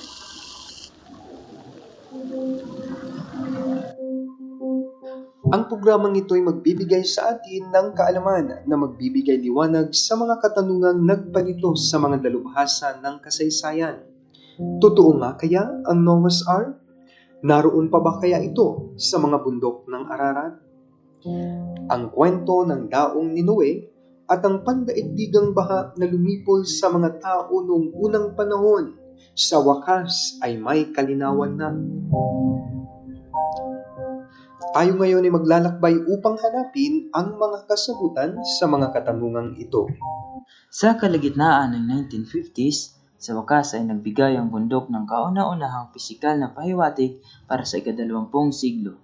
Ito ang nagsilbing umpisa ng sunod-sunod na makabagong pagsisikap upang matunton ang sikretong kinaroroonan ng daong ni Noe. Isang French demolition engineer na ang pangalan ay Fernand Navarra ay unang naging interesado sa daong. Iniwan ako ng mga British guide sa ibaba pa lamang ng bundok, kaya't nagsumikap akong magpatuloy ng mag-isa. Hindi ko natagpo ang nakalabas ang daong, subalit nakita ko talaga ang isang napakalaking maitim na bagay sa ilalim ng makapal na yelo. Alam kong kailangan kong bumalik upang tuklasin kung ano iyon. Bumalik nga siya noong July 1955 kasama ang kanyang binatang anak na si Rafael. Ang nakikita natin ngayon dito ay ang aktwal at tunay na pangyayaring kinuna ni Fernand Navarra at ng kanyang anak sa kasagsagan ng kanilang paglalakbay. Noong 1955 ay mas mainit na taon at natutunaw ang mga yelo. Alam ko na kung may pagkakataon akong maabot ang daong, ay ito na iyon. Si Rafael ang unang nakakita ng isang bagay. Maingat na ibinaba ni Navarra ang kanyang sarili sa ilalim ng isang matarik na bitak na nasa taas na 13,500 talampakan. Ang kahoy ay madaling makita, ngunit ito'y matigas na nakabaon sa yelo. Pumutol si Navarra mula sa yelo ng 5 talampakan ng mahabang piraso ng kahoy. Pinangarap ko ang sandaling ito. Ako at si Rafael ay tuwang-tuwa na para bang Pasko. Isang maipagmamalaking sandali at katuparan ng inaasam-asam na kahilingan. Pero ito ba'y talagang kahoy na mula sa daong ni Noe? Napag-alaman na ang kahoy na natagpuan ni Navarra ay hindi tumutubo sa bundok ng Ararat. Sa katunayan, ay walang kagubatan sa loob ng 300 milyang nakapalibot sa bundok. Si Navarra mismo ang nagpasuri sa kahoy sa 3 magkakaibang laboratorio at ipinaalam sa kanya na ang kahoy na ito ay halos 5,000 taon na ang tanda. Maliwanag na sumasang-ayon sa bahang sinasalaysay ng Biblia. Ito po. Pagkatapos na makita ni Navarra, pumutol siya ng kahoy. At gaya ng sinabi, dinala niya sa 3 magkakaibang laboratorio. Pero ano po yung kinalabasan? Pare-pareho lang. Tama po ba? Sumasang-ayon, tumutugma doon sa sinasabing baha ng Biblia. Kaya ito po yung mga ebidensya natin. Sunod, saan ang galing yung tubig? Gaya ng binanggit ko po, nung likhay ng Diyos yung mundo natin, nilagay siya ng water layer. Yung tubig mula sa lupa at yung tubig mula sa itaas, pinagsama ito kaya ano nangyari? Binuhos ng Diyos, kaya napuno, inapawan ng mundo natin. Sunod, saan naman napunta? Ito po. Hindi po ba kayo nagtataka bakit sa North at South Pole may ganitong mga tip ng mga yelo? Tama po ba? Bakit? Yan yung tubig na nanggaling sa itaas na ginamit ng Diyos para parusahan ng tao sa panahon ni Noe. Paano nangyari yan? Awit 33 verse 7, kanyang tinipon ng mga tubig ng dagat na gaya ng isang bunton. Dito po, Job 37:9-10, sa pamamagitan ng hininga ng Diyos ay binigay ang yelo. Kaya nga dahil dito, ano nangyari dun sa tubig na umapaw sa mundo natin? Naging yelo. At yun nandun sa North at South Pole. Bukod pa dito, Bukod sa ginawang yelo ng Diyos yung tubig, naghukay pa ang Diyos ng mga malalalim na lugar para pag-imbakan ng tubig. Yung karugtong ng awit 33:7, inilagay niya ang mga kalaliman sa imbakan. Gaya nakikita natin dito, yung pinakamataas na bundok sa atin, ano po yun? Yung Mount Everest. Gaano kataas? 29,035 feet. At yung nililiparan naman ng mga eroplano, gaano kataas? 35,000 feet. Pero yung ginawa ng Diyos na hukay, gaano kalalim? Gaano po? 36,070 feet. Tama po ba? Kaya nga kung yung Mount Everest, kasya o hindi? Kasya. Tama po ba? Matatagpuan natin ito, ang tawag po dito, Challenger Deep, Mariana Trench. Doon po ito matatagpuan sa may bandang Guam. Sunod, bakit nabuhay ang tao ng 900 years? Gaya ng sinabi ko po kanina, yung mundo natin noon at yung mundo natin ngayon ay napakalaki na yung pagkakaiba. Noon may water layer. Kaya nga yung sikat ng araw, hindi direkta makakapasok sa mundo natin. Yung mga harmful rays na nakaka-apekto, masama sa katawan natin, hindi makapasok dahil sa water layer. Kaya nga hindi naapektuhan yung lifespan ng tao, yung lifespan ng hayop, maging yung mga halaman. Tama po ba? Kaya nga malalaki. Subalit, sa panahon natin ngayon, wala na. Kaya ano nangyari? Direkta nang nakakapasok yung sikat ng araw, yung mga harmful rays, direkta nang nakakapasok sa mundo natin. Tama po ba? Kaya nga ano nangyari? Naapektuhan maging yung buhay ng tao. Pansinin niyo po ito, yung graph na ito. Pagkatapos ng baha, ano nangyari? Mabilis bumaba yung buhay ng tao. Hanggang sa panahon ni David. Kaya nga sinabi niya, yung average na lang ng buhay ng tao ay 70 hanggang 80. Lalo na sa panahon natin ngayon, hindi na umaabot ng 70, 80. Namamatay na kaagad. Tama po ba? Kaya dito po, ulitin ko yung aral yung higit na mahalaga. Ano po yung aral na makukuha natin? Pinarusahan ng Diyos ang mundo sa panahon ni Noe. Bakit? Dahil saan? Simple lang po. Dahil sa kasalanan. Tama ba? Ano ba yung ibig sabihin ng kasalanan? Yung hindi paniniwala at pagsuway sa salita ng Diyos, may naghihintay na paghukom. Ito po yung kasalanan. Lagi nating tandaan. Kaya nga dahil po dito, sinuway nila yung salita ni Noe, ang ibig sabihin ng salita ni Noe, yung salita ng Diyos. Binaliwala nila. Kaya ano po yung nangyari? Naranasan nila yung paghuhukom sa tubig. Pero sa parehong salita, sabi ng Biblia, sa panahon natin, mayroong parusa na nakaabang na sinabi ang Diyos na mangyayari. At alam niyo po, malapit na itong mangyari. Ano naman yung gagamitin ng Diyos? Apoy. Ikalawang Pedro, chapter 3, 6 hanggang 7. Basahin natin ang sabay, 3 to 1.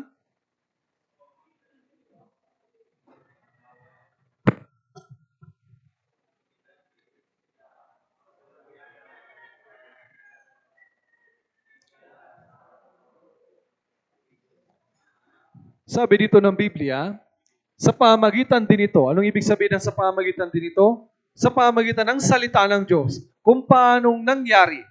Hindi man naniwala yung karamihan, tama po ba? Nangyari pa rin ang salita ng Diyos. Doon sa mga hindi naniwala, ano nangyari sa kanila? Namatay sila. Sabi ng Biblia, gayon din naman, sa pamagitan ng parehong salita. Nagsalita ang Diyos, yung mundo natin, yung kasalukuyang tinitirhan natin, iniingatan. Para daw saan? Para sa apoy. Para sa paglipol. Sa araw ng paghuhukom sa masamang tao. Ulitin ko po, yung masamang tao, hindi lang ito yung gumagawa ng mga karumal-dumal na kasalanan. Yung masamang tao, hindi lang ito yung mga rapist, kriminal, addict, hindi lang ito. Kung may kasalanan ka, kahit isa lang, ano na tayo sa harap ng Diyos? Masama. Tama po ba? Kaya nga ito yung naghihintay sa atin. Ulitin ko, maaari yung iba hindi naniniwala. Kasi hindi natin naintindihan. Pero tandaan ninyo kung paanong nangyari yung sinabi ng Diyos sa panahon ni Noe. Mangyayari din ito. Mamaya pag-aaralan natin, sa totoo lang, anytime, pwede na itong mangyari. Yung sinabi ng Panginoon. Tama po ba? At sunod, pagkatapos nung baha, wawalo na lang yung tao. Tama po ba? At sinabi ng Diyos, magsirami ulit sila.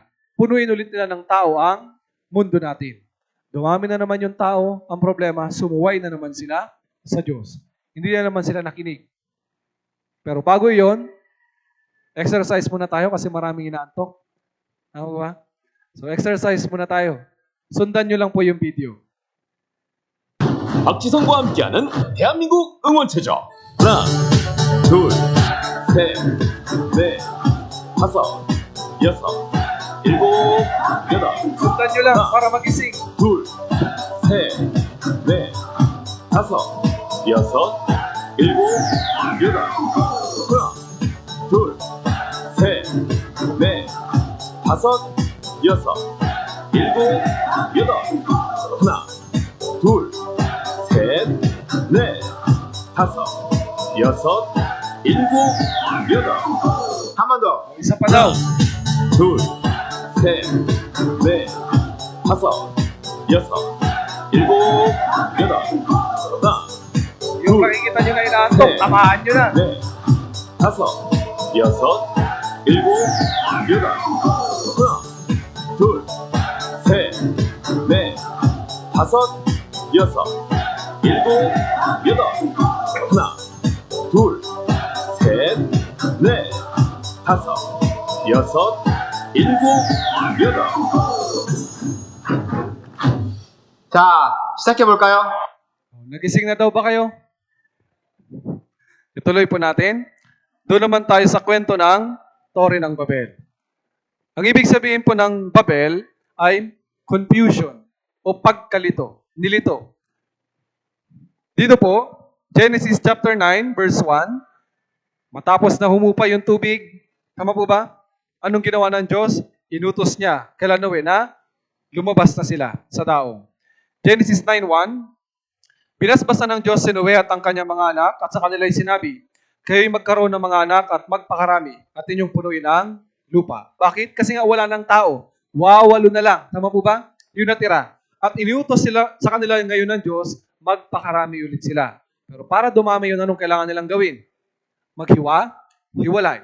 Tama po ba? Pero bago yun, nangako na ang Diyos sa kanila. Kasi yung mga tao, may trauma pa rin sila. Yung pamilya ni Noe, may trauma sila dun sa nangyaring baha. Kaya iniisip nila, baka mangyari ulit yung gaya nito. Kaya nga nung ginawa ng Diyos, sabi niya, aking pinagtitibay ang aking tipan sa inyo. Hindi ko nalilipulin ang lahat ng mga tao sa pamamagitan ng tubig ng baha at hindi na magkakaroon pa ng bahang magwawasak ng lupa. Ito yung pangako ng Diyos sa kanila. Bukod pa doon, alam ng Diyos, hindi naniniwala yung mga tao. Kahit na nangako ang Diyos, ano pa rin ang ginawa niya? Nagbigay pa rin siya ng katibayan. Paano? Dito po basahin natin, Genesis 9:16, 3-1.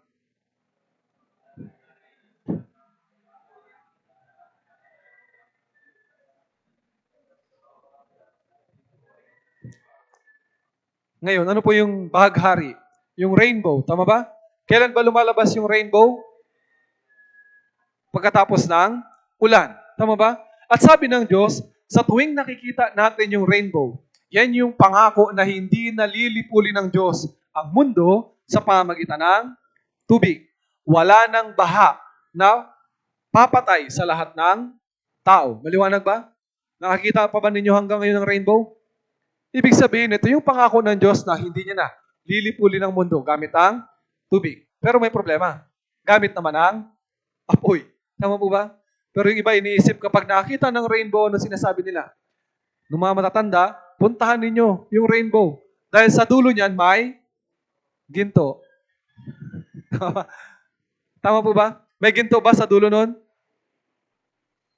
Hindi nyo po matatagpuan. Tama po ba? Walang ganoon.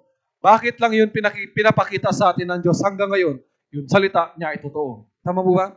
Kung paano nangyari yung baha sa panahon noon, mangyayari rin yung apoy sa panahon natin ngayon. Anyway, balik tayo dito.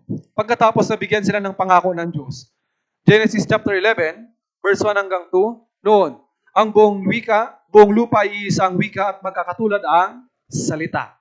Tama ba? Pero yung problema, ang utos ng Diyos, magsikalat sila. Punuin ulit ng tao yung daigdig. Pero dahil yung tao sadyang matigas ang ulo, nakinig sila o hindi? Hindi. Kaya anong ginawa nila? Ganito po, na makatagpo sila ng lupain doon sa Shinar. Nakita nila, magandang lugar ito para sa atin. Dito na tayo tumira. Kaya nagplano sila. Ano yung plano nila? Magtayo tayo ng isang tore na aabot hanggang langit. Parang ganito po. Genesis 11 verse 4, ito yung plano nila. Hali kayo, sabi nila, magtayo tayo ng isang lungsod at isang tore na ang taluktok nito ay hanggang sa langit. Alam niyo kung bakit hanggang langit yung tuktok? Kasi iniisip nila, sakaling magbago ng isip ang Diyos, magpaulan ulit, magbigay ulit ng baha, kapag yung tore hanggang langit, matatakasan nila yun. Tama ba? Aakyat sila doon, maiiwasan ang baha. Tama po ba? Pero ang sinabi ng Diyos, babaha pa ba o hindi na? Hindi na. Tama ba? Pero dahil ayaw nilang maniwala sa Diyos, ginawa nila ito. Pero, naging masama ito sa paningin ng Diyos. Kaya anong ginawa ng Diyos? Sabi niya, verse 7, hali kayo, tayo bumaba at ating guluhin ang kanilang wika upang hindi nila maunawaan ang pananalita ng bawat isa. Kaya nga dito po, anong ginawa ng Diyos? Ikinalat sila. Kasi hindi na sila magkaintindihan. Habang ginagawa nila yung tore, halimbawa sabi ng isa, iabot mo man daw sa akin yung pako, pero yung inaabot ng isa ay tubig. Hindi magkaintindihan. Tama po ba? Kaya ano nangyari? Hindi natuloy. Hindi natapos yung paggawa ng tao. Kaya ano nangyari? Yung magkakapareho yung wika, sila yung nagsama-sama. Tama ba?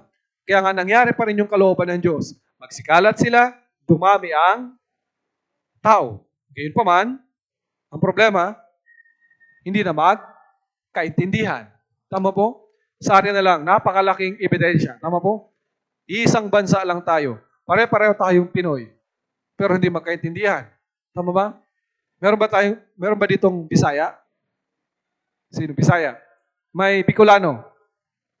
Bicolano. Meron? Kapampangan. Meron? Kapampangan. Meron ba? Alam, napunta rin po ako sa Angeles.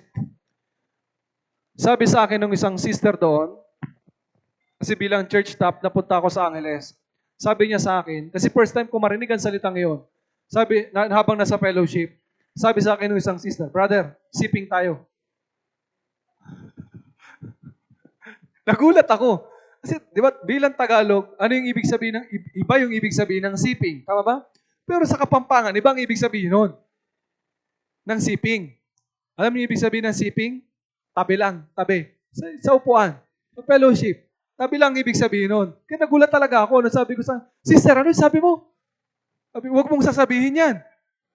Pero bakit gano'n ang reaction ko? Kasi di ko alam ang ibig sabihin sa kanila. Tama po ba? Para sa atin, iba yung ibig sabihin nun. Pero sa kanila, iba rin ang ibig sabihin. Tama po ba? Halimbawa, narinig nyo na ba yung kwento? Yung dalawang nagtitinda. Yung Tagalog at Bicolano. Kaya nagtanong ako kung may Bicolano dito. Ano yung Tagalog? Yung binibenta niya, kulambo. Yung Bicolano naman, ang tinitinda niya ay, ano po? Isda. Tama ba? Sumisigaw yung Tagalog. Kulambo! Ano yung sigaw ng Bicolano? Sira! Nagkasalubong ngayon. Nag-away. Sabi nung nagtitinda ng kulambo, bakit mo sinisiraan yung paninda ko? Hindi sumisigaw siya, kulambo. Anong sigaw ng isa? Sira. Walang bibili nun. Tama ba? Pero, bakit nagkagulo? Sa Bicol kasi, ang ibig sabihin ng sira ay isda. Tama po ba? Napunta rin ako sa Bicol. Akala ko, habang nag-stay ako doon sa church sa Naga, tuwing umaga may sumisigaw. Sabi, panira, panira. Ano yung panira sa atin? Parang sinisira. Tama po ba? Pero yung panira, ulam. Nagbebenta pala ng ulam. Kaya nagulat ako. Dali-dali, lumabas ako. Tinignan ko. Wala namang nag-aaway. Yun pala ay nagbebenta ng ulam. Isa pa. Sa Bicol, narinig ko rin yung salita, nagulat din ako. Sabi niya, napakalaking daga. Hinanap ko, asan? Pero alam niyo ibig sabihin ng daga sa Bicol? Sabi niya, ibig sabihin ng daga, lupa. Tama mo ba? Kaya hinanap ko, asan yung daga? Kasi napakalaki daw eh. Tama mo? Sa atin daga, yun mismong daga. Pero para sa kanila, ang daga ay lupa. Naintindihan niyo ba? Same. Yun nangyari doon sa Torre ng Babel. Kaya hindi natapos, Kaya nagkahiwa-hiwalay, nagsama-sama yung magkakaparehong wika. Parang ganito po. Yung tatlong anak ni Noe, si Shem napunta sa Asia, si Japhet sa Europe, si Ham sa Africa. Pero yun yung paral dito. Nagkaroon ng maraming wika dahil saan?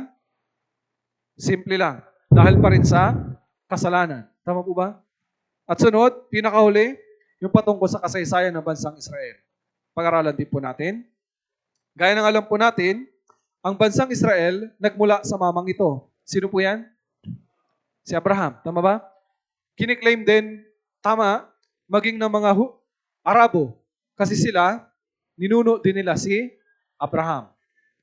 Dito po, ng panahong ito, bago tawagin ng Diyos si Abraham, dumating na naman nung panahon, wala na namang humahanap sa Diyos. Wala nang kumikilala sa Diyos. Kaya para muling ipakilala yung sarili niya, pumili siya ng isang tao. Yan po si Abraham. Pinili ng Diyos si Abraham, hindi dahil sa mabuti siya, hindi po. Yung pamilya ni Abraham, sumasamba rin sila sa Diyos-Diyosan. Ito nga yung negosyo nila. Gumagawa ng mga inukit na larawan at ibinibenta nila. Tama ba? Pero nung piliin ng Diyos si Abraham, binigyan siya ng 3 pangako. Ang pangako na yon, lupain. Pagkatapos gagawin siyang malaking bansa. At sinabi ng Diyos, pagmumulan siya ng pagpapala. Anong ibig sabihin noon? Ito po yun. Summarize natin. Yung pangako ay, yung lupain, ito yung lupain ng Kanaan. Yung bansa, ito yung bansang Israel. At yung pagmumula ng pagpapalang, ibig sabihin nito, yung kaligtasan sa pamamagitan ni Hesukristo. Kaya dito po, mula sa sanlibutan, i-summarize po natin, pinili ng Diyos si Abraham. At si Abraham nagkaroon 2 anak na lalaki. Yung una, si Ismael.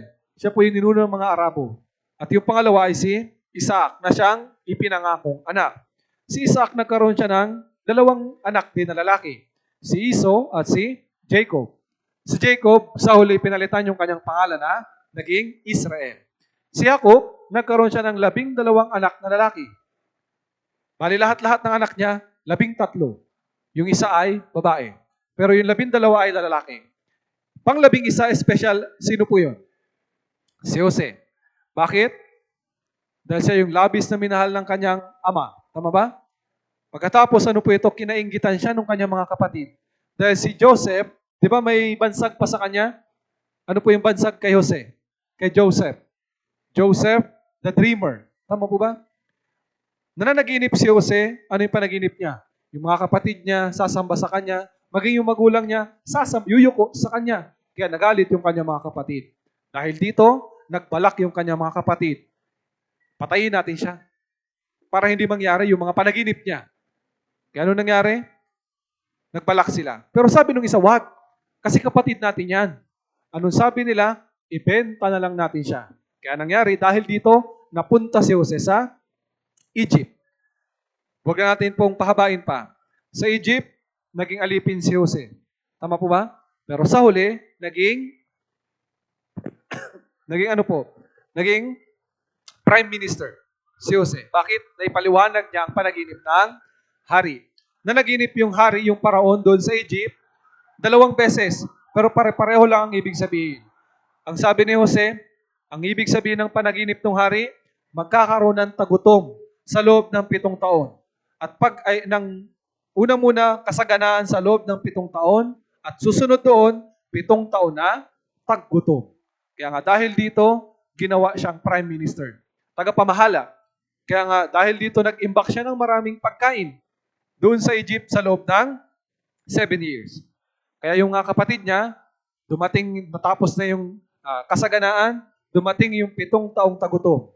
Yung mga kapatid niya bumaba sa Egypt para bumili ng pagkain. At doon nagpakilala siya.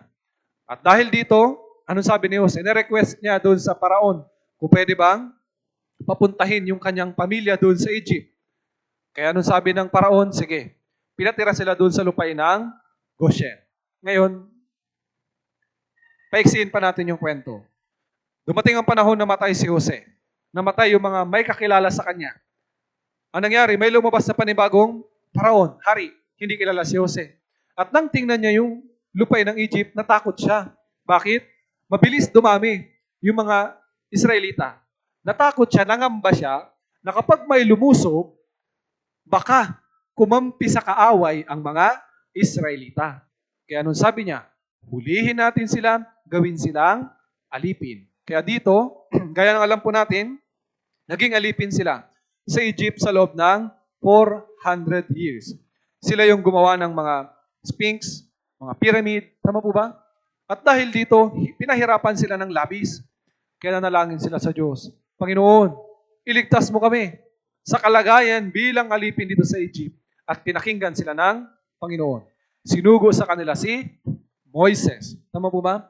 Gaya ng alam po natin, si Moises yung nanguna sa kanila palabas sa Egypt. Pero sa umpisa, ayaw silang payagan ng hari na umalis.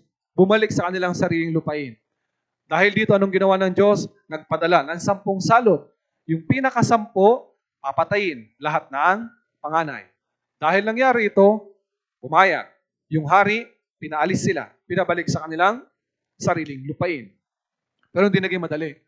Nung makalabas sila sa Egypt, dumating sila ngayon doon sa lugar na ito. Yung tinatawag na Gulf of Aqaba, sa Red Sea. Natakot sila. Bakit? Nagbago yun na naman yung pag-iisip ng hari. Hinabol na naman sila. Gusto na naman silang gawing alipin. At nang makarating sila dito, mula po sa Goshen, naglakbay sila sa Sukot at nakaabot sila sa Gulf of Aqaba. Dito po, sa lugar na ito, nakarating sila. Ang problema nila, hindi na nila magawang maglakbay pa. Kasi bakit? Nahaharangan sila ng Red Sea.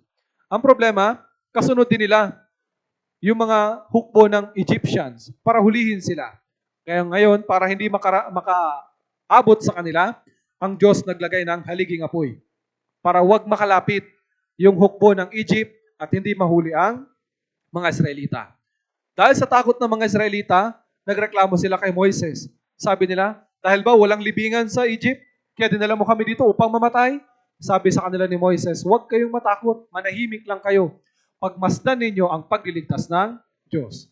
Pagkatapos nito, anong ginawa ni Moises? Iniunat niya yung kanyang kamay. At anong ginawa ng Diyos? Pinaghiwalay niya ang tubig, yung Red Sea. Tama po ba? At gaya ng alam natin sa kwento, nakatawid sila o hindi? Nakatawid sila. Tama po ba? Ito yung lugar na pinagtawiran nila. Ito po yung Red Sea. Kung mapapansin natin, magkabilang gilid, malalim. Tama ba? Dito sila tumawid. Bakit dito sila pinadaan ng Diyos? Kasi alam ng Diyos, yan yung lugar na maaari nilang daanan. At sinasabi rin po ng mga expert, posible talaga na sa pamamagitan ng isang malakas na hangin, pwedeng mahawi ang tubig dahil mababaw yan. Tama po ba? Ito yung mismo yung ginawa ng Panginoon. Ang tanong, totoo yan o hindi? Totoo po. Sa panahon natin, napakarami pong ebidensya. Ito po, yung mga buto ng isa ito sa mga hukbo na humabol doon sa mga Israelita. Kasi matapos tumawid ng mga Israelita, maging yung mga Egyptians, kasama yung paraon, hinabol nila yung mga Israelita. Pero problema, nung ginawa ng Diyos, binalik ulit sa dati ang tubig. Kaya ano nangyari? Namatay silang lahat. Kaya doon, sa Red Sea, ito po, mga larawan ito na natagpuan doon nung sinisid nila yung Red Sea. Ito po yung mga gulong na ginamit ng karwahe sa panahon na ito, na humabol sa mga Israelita. Ito marahil isa sa mga buto ng sundalo ng Egyptians. Ito pa po yung iba na ebidensya. Kung gusto niyo pong makita, punta po kayo doon sa Red Sea. Sisidin po kayo doon para makita ninyo. Tama ba? Hindi na kailangan. Kaya nga ipinakita na sa atin ng Diyos yung mga ebidensya. Tama po ba? Pagkatapos ng pangyayaring ito, dito sumampalataya sa Diyos yung mga Israelita. Exodus 14:31, basahin natin, 3-1. Basahin po natin, 3-1.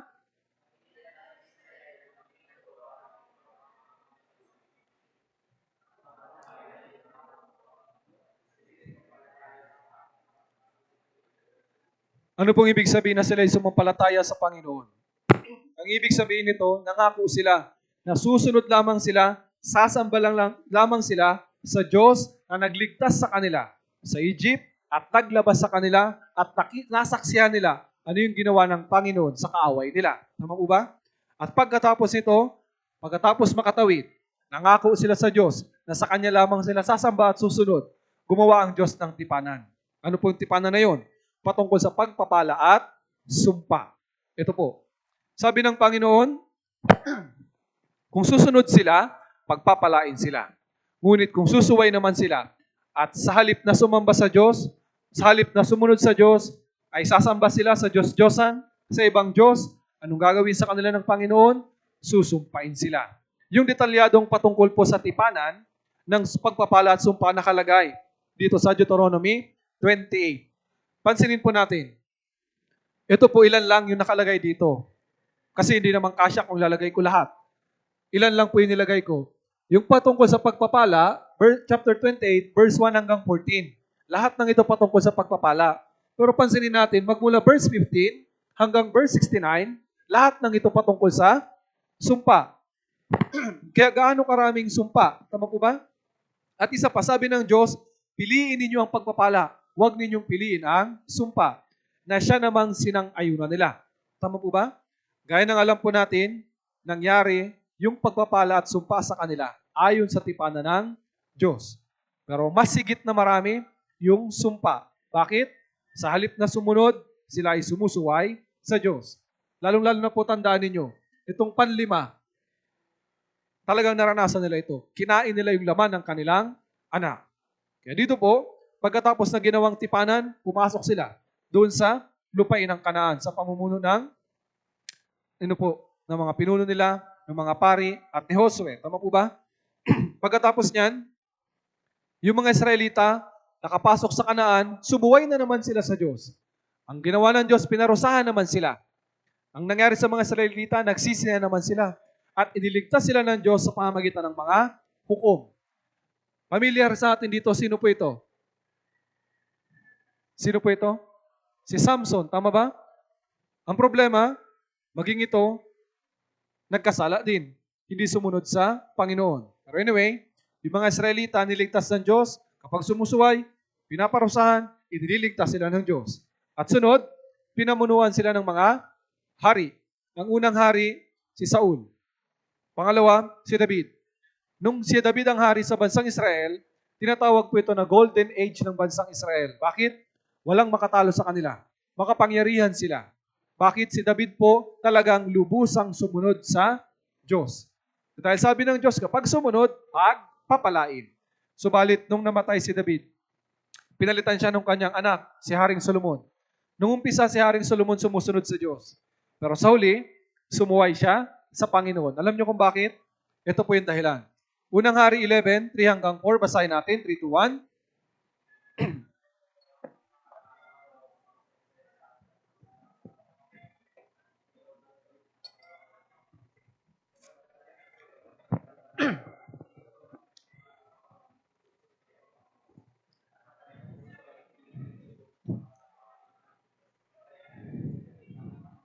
Ano po yung nangyari?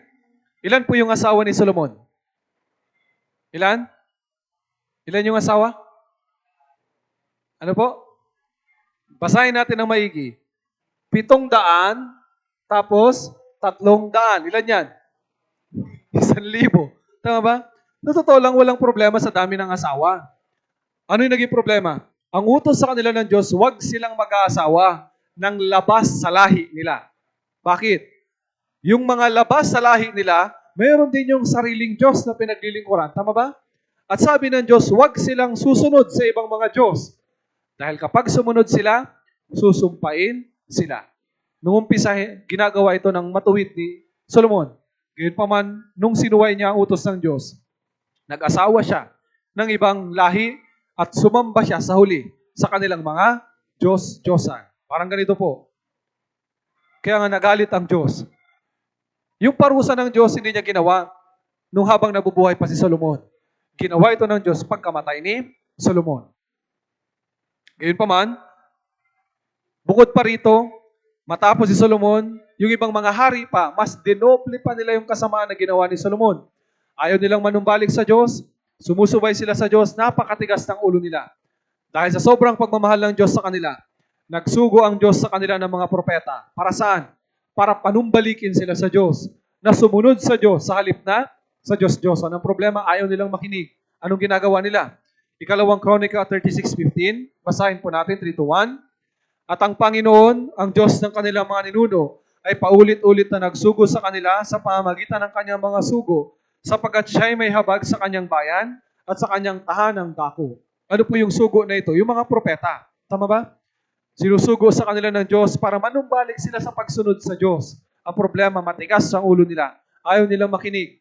At sa huli, anong ginawa nila doon sa mga sugo ng Diyos? Hindi lang nila tinutuya. Yung iba, hinuhuli nila. Binubugbog nila. Binibilanggo nila. At pinakamasahol, pinagpapatay nila. Pinagbabato yung propeta, yung sugo ng Diyos na sinusugo sa kanila. Kaya dahil dito, ang nangyari, wala nang magawa ang Diyos. Kaya nung sinabi niya, verse 16, basahin natin ng sabay, 3-1, ngunit patuloy nilang tinuya ang mga sugo ng Diyos.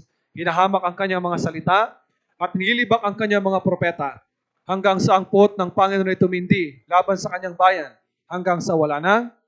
Anong ibig sabihin nito? Bagaman mayroong kasunduan ng pagpapala at sumpa, at sabi ng Diyos, kung susuway sila, susumpain sila. Ayaw itong ibigay sa kanila ng Diyos dahil may habag siya sa kanyang bayan. Gayunpaman, mas pinili nila yung sumuway kaysa sumunod. Kaya ano nangyari? Gaya ng sinabi ng Biblia, wala nang lunas. Ibig sabihin, wala nang magawa ang Diyos. Kahit ayaw ibigay sa kanila yung sumpa. Pero dahil matigas ang ulo nila, ayaw nilang manumbalik sa Diyos. Ayaw nilang makinig sa Diyos. Anong ginawa ng Panginoon? Pinarusahan sila. Una, nahati yung kaharian. Hilagang Israel at Timog Juda. Anong ginawa ng Diyos doon sa North Israel?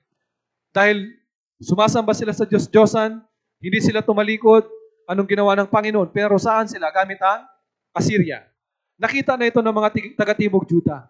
Pero gayon pa man, hindi sila nagsisi. Hindi sila nanumbalik. Mas dinoble pa nila yung kasamaan. Anong ginawa ng Diyos? Pinarusahan sila sa pamamagitan ng Babylonia. Hindi pa rin sila nanumbalik sa Diyos. Sumuway pa rin sila. Kaya gamit yung bansang Persia. Hindi lang yun. Ginamit din ng Diyos ang Greece para parusahan sila. At pinakahuli, yung bansang Roma. Naging sakop sila ng bansang Roma. Wala silang kapangyarihan dito. Sakop sila ng Roma.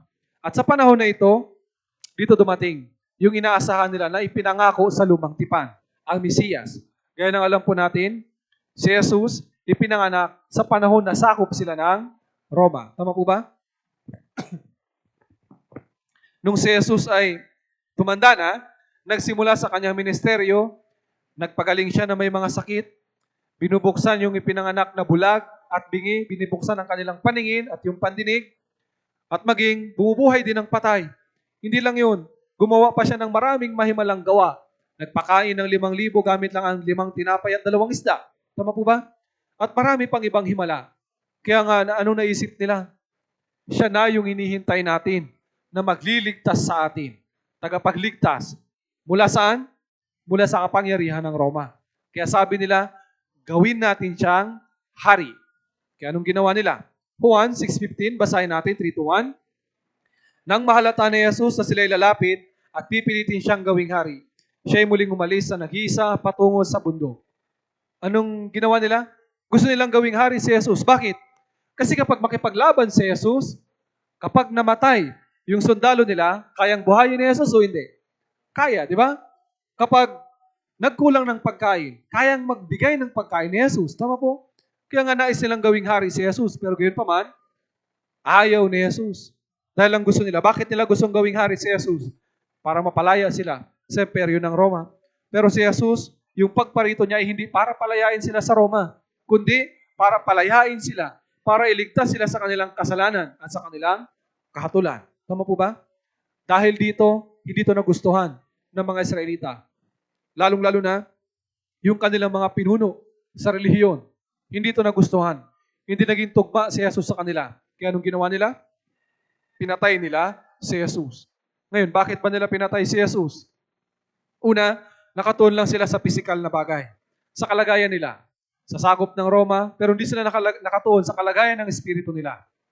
Hindi rin nila inunawa yung Biblia. Bagaman sinasabi nila, alam nila yung salita ng Diyos, pero hindi nila inunawa ang Biblia.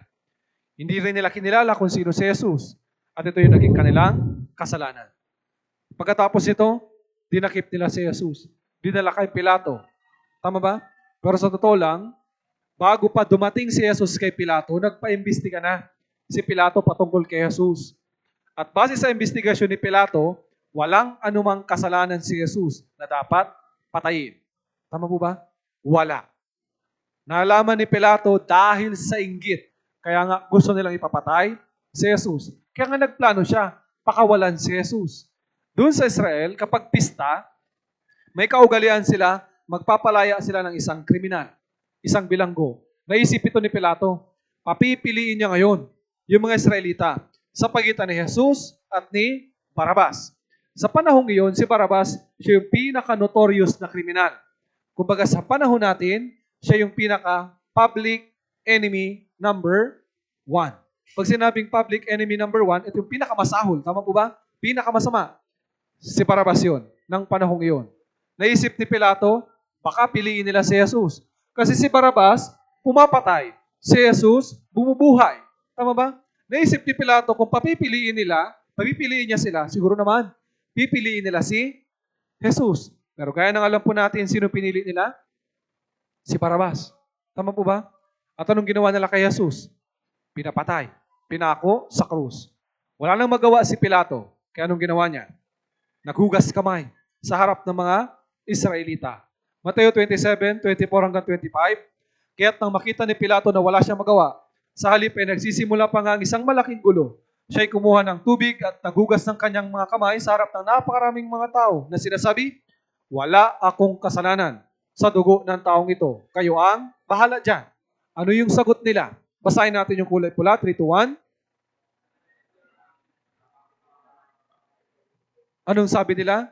Pananagutan namin at ang aming mga anak, ang kanyang dugo. Kaya si Pilato, sabi niya, wala akong kasalanan. Kayo bahala dyan. Sabi nila, pananagutan namin. Alam niyo po anong ibig sabihin ng sagot nila? Ganito po ang ibig sabihin ng sagot nila. Sabi nila kay Pilato, sige, Pilato, kung may parusa, ang pagpatay kay Jesus, labas ka dyan. Kami ang mananagot kung may parusa sa pagpatay kay Jesus. Hindi lang kami, pati yung aming mga anak. Ito yung sabi nila. Alam niyo po, ito yung pinakamasahol na sagot nila.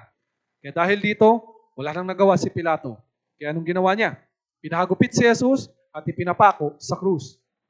Si Jesus, habang pasan-pasan niya yung krus, patungo doon sa bundok kung saan siya ipapako. Yung mga tagasunod niya, lalo na yung mga kababaihan, anong ginagawa nila? Nagsisiyakan sila. Alam niyo kung bakit? Naawa sila kay Jesus. Pero alam niyo po kung anong sinabi ni Jesus sa kanila? Lucas 23:28. Sabi ni Jesus, mga anak na babae ng Jerusalem, huwag ninyo akong iyakan, kundi iyakan ninyo ang inyong mga sarili at ang inyong mga anak. Anong ibig sabihin nito? Alam kasi ni Jesus ano yung mangyayari sa kanila. Tama ba? Ano yung mangyayari na yun? Yung sumpaan nila. Kasi nakalimutan nila yung sumpaan nila. Tama ba? Ano yung sumpaan nila? Kapag susuway sila, parusa. Sumpa yung susunod sa kanila. Tama ba? Yung tipanan na binanggit 3,500 years na nakakalipas. Tama po ba? Ito po yun. Binanggit din ulit ito ni Jesus. Hindi pa siya pinapako dito. Ang sabi ni Jesus, pinaalala ulit sa kanila. Subalit kapag nakita ninyong pinaliligiran ng mga hukbo ang Jerusalem, alamin nga ninyo na ang kanyang pagkawasak ay malapit na. Alam niyo po kung kailan nangyari ito? Ito po, yung tinutukoy ni Jesus na mangyayari sa kanila. Kapag pinaligiran yung Jerusalem, binanggit ito po yung Deuteronomy 28 na isulat ito 1,500 BC. Tama po ba? Sa panahon natin ngayon, 3,500 years na yung nakakalipas. Kailan po ito nangyari? Ito po yung sulat na ito, hindi pa sila nakakarating sa lupain ng Kanaan. Pero kailan ito nangyari? Kailan? AD 70. Sabi ng Panginoon, kakain sila ng laman ng kanilang anak na lalaki at babae. AD 70, pinaligiran ni General Titus ng Roma, yung Jerusalem. Yung buong lungsod ng Jerusalem. Ano nangyari? Pinutol niya yung supply ng pagkain, pinutol niya yung supply ng tubig, kaya wala na. Sa loob ng 3-4 na buwan, mauubos yung supply. Tama po? Ano mangyayari sa kanila? Magugutom sila. Kaya dahil wala ng pagkain, dito nangyari yung sumpa. Nakakain sila ng laman ng kanilang mga anak. Ito po, isang historian, Israelita rin po siya, nabuhay din siya sa panahong iyon. Ang pangalan niya, Flavius Josephus. Isinulat niya ng detalyado kung ano nangyari ng panahong iyon. Dahil ito po maliliit, isa-summarize ko na lang. Ang sinulat dito ni Josephus, ito may isang nanay. Sabi niya sa anak niya, "Anak, para saan pati ingatan kita? Eh kinukubkob naman tayo. Mamatay din naman tayo." Anong sabi niya? "Halika dito, maging pagkain kita." Pagkatapos niya sabihin yun, agad-agad hiniwa niya yung anak niya. Kinatay. Yung kalahati, inihaw. Yung kalahati, itinago, itinabi. Tama po ba? Ito yung ginawa nila. At hindi lang po ito isang lugar. Sa buong lungsod, ginawa nila ito. Tama ba? Kasi nagtataka sila, wala namang pagkain. Bakit may nangangamoy? Inihaw. Tama ba? Nung tignan ito ng mga sundalo ng Roma, nangilabot sila. Alam niyo kung bakit? Dahil kinakain ng mga Israelita, ng mga nanay, ng mga tatay, yung kanilang anak. Kaya nga naging masahol ito sa paningin nila. Kaya nung ginawa nila, sabi nila, hindi ito mga tao. Kaya nung ginawa sa kanila, pinagpapatay sila. Lahat. Kaya nung nangyari doon, sa buong lungsod ng Jerusalem, ilan yung pinatay? 1.1 million katao, mga Israelita, yung pinatay ng panahong iyon. At bukod pa doon, bukod sa kakain sila ng kanilang anak, sinabi pa ng Panginoon, kapag sumuway sila, ikakalat sila ng Panginoon. Palalabasin sila sa kanilang sariling lupain. At ang mangyayari sa lupain nila, magiging ilang, magiging basurahan. At bukod pa doon, sabi ng Panginoon, pagbubunutan ko kayo ng tabak sa ulihan ninyo. Anong ibig sabihin? Kahit saan sila magpunta, anong gagawin sa kanila? Papatayin sila. Kaya nga yung pagpapala na ipinangako sa kanila, na nais ibigay ng Diyos, naging sumpa. Yung lupain nila, naging ilang. Yung dakilang bansa, ikinalat sila. Yung biyaya, ano nangyari? Tabak. Ito po yung maiksing kaysaysayan ng pagdurusa ng bansang Israel. Ito po yung binabanggit ko kanina, noong AD 70, 1.1 milyong katao yung pinatay. At pinakamatindi po, pinagbibintangan sila. Sa tuwing napupunta sila sa isang bansa, may nangyayaring masama. At pinagbibintangan sila, nangyari yun dahil sa kanila. Kaya nung ginagawa sa kanila, pinagpapatay sila.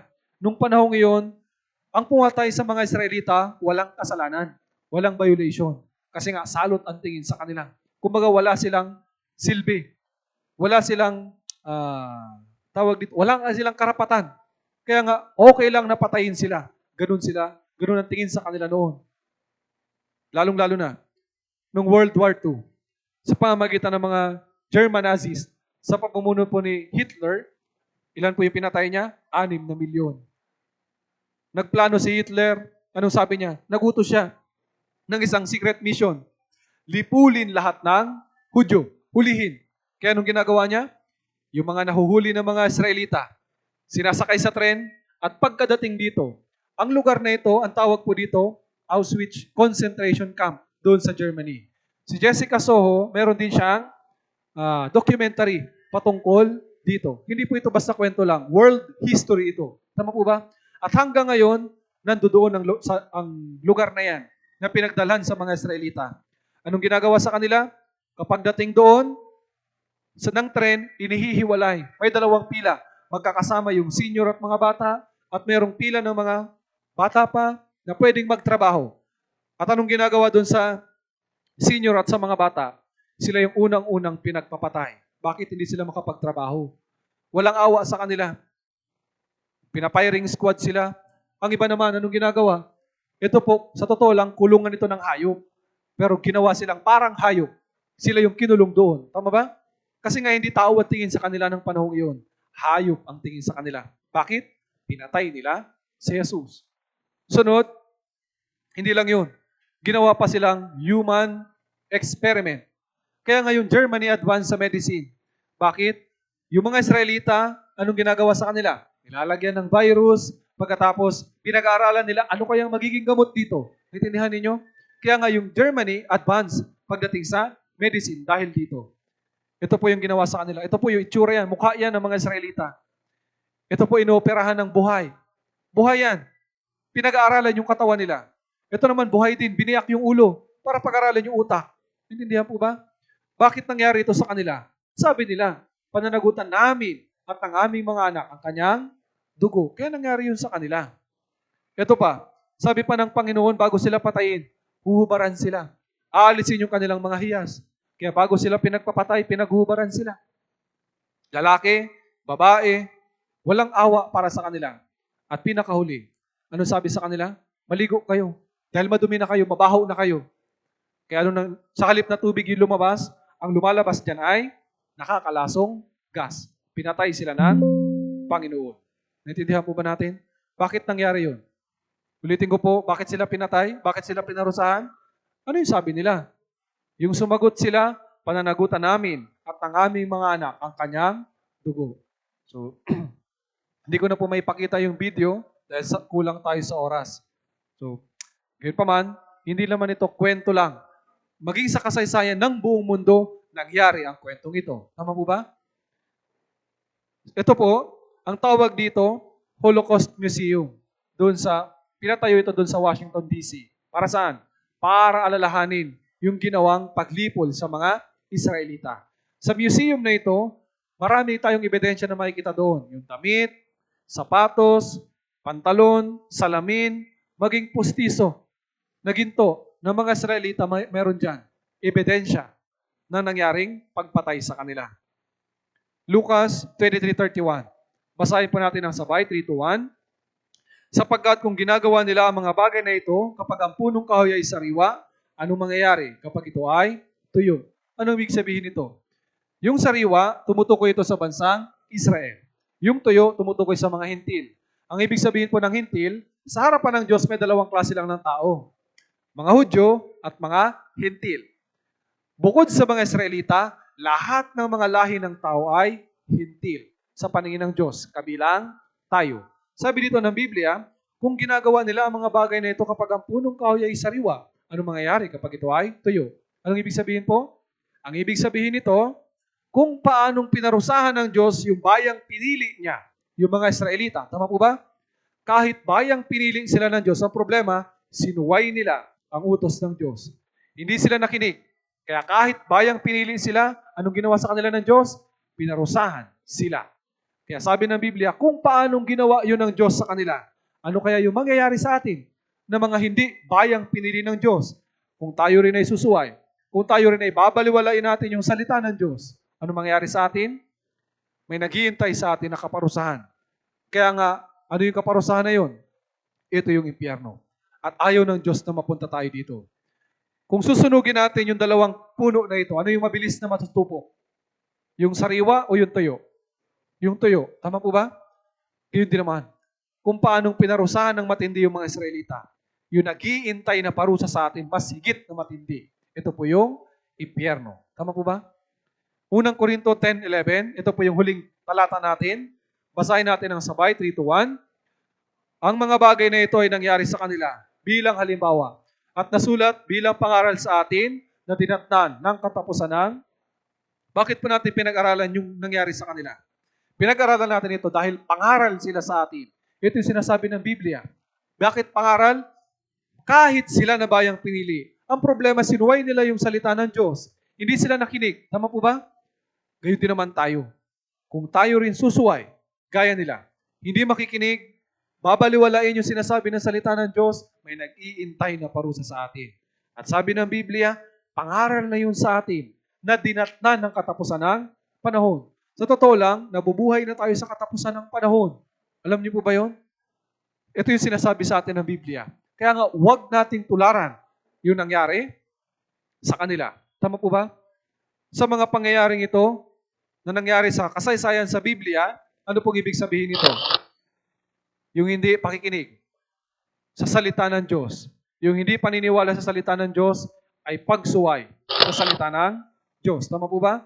Hindi nakinig si Adan at si Eva. Ano nangyari? Pinarusahan sila o hindi? Nagkaroon tayo ng higit na parusa, yung kamatayan ng kaluluwa natin na hiwalay tayo sa Diyos. Tama ba? Sa panahon ni Noe, bakit nagbigay ang Diyos ng paghukom sa tubig? Simple lang, dahil pa rin sa kasalanan. Sa Tore ng Babel, bakit iniba ng Diyos yung wika? Simple lang, dahil pa rin sa kasalanan. Yung mga Israelita, kahit bayang pinili sila ng Diyos, bakit sila pinarusahan? Simple lang din, dahil pa rin sa kasalanan. Tama po ba? Kaya nga, sa mga kasaysayan pinag-aralan natin, isang bagay lang ang tinuturo sa atin. Bagaman ang Diyos ay pag-ibig, pero siya rin ay hukom na matuwid. At hindi niya palalampasin kahit anong kasalanan. Tama po ba? Kung saan may kasalanan, palaging merong kaparusahan. Ito po yung dapat nating maintindihan. Hindi ko po binahagi sa inyo yung mga kasaysayang ito para magkaroon lang tayo ng kaalaman. Gusto ko pong ipaunawa sa inyo, tayo rin. May kasalanan din tayo, gaya nila. Tama po ba? Pero hindi pa ginagawad ng Diyos ang parusa sa atin sa ngayon. Kailan yan? Kapag humarap na tayo sa Kanya, sa paghukom. Doon natin mararanasan, makikita yung puot, yung parusa ng Diyos. Kaya sana, bago tayo humarap sa Kanya, maiwasan natin yun. Tama po? Kaya nga, mamaya, tutuloy po natin dito. Dahil lang Diyos, hindi lang nangako sa kanila, hindi lang nagpropesiya na may parusa na darating sa kanila. Nangako din ng Diyos, muli silang panunumbalikin. Dahil sa panahong iyon, wala nang taong naniwala sa Diyos. Lalo na yung nasa pangangalat yung mga Israelita. Sinabi nila, kung may Diyos, bakit pinaparusahan kayo? Kaya nga dahil dito, wala nang naniwala sa Diyos. Mamaya, itutuloy po natin ang patungkol dito. Tayo pong lahat ay umuko at manalangin. Dakila, banal at mahabagin naming Amang Diyos, nagpapasalamat kami, Panginoon, sa oras na ito na ipinagkaloob mo po sa amin upang mapag-aralan ang iyong salita. Sa oras na ito, Ama, nakilala ka namin na ikaw ay Diyos na matuwid at hindi mo pinapalampas ang kahit na anumang kasalanan. Pakiusap, samahan mo po nawa kami sa patuloy namin na pag-aaral ng iyong salita. Buksan mo po nawa ang puso't isipan ng mga nakikinig at higit sa lahat, tulungan sila na magkaroon ng buhay na walang hanggan. Pinasalamatan ka po namin, Panginoon. Dalangin namin ang lahat ng ito sa pangalan ng Panginoong Jesucristo. Amen. Maraming salamat po.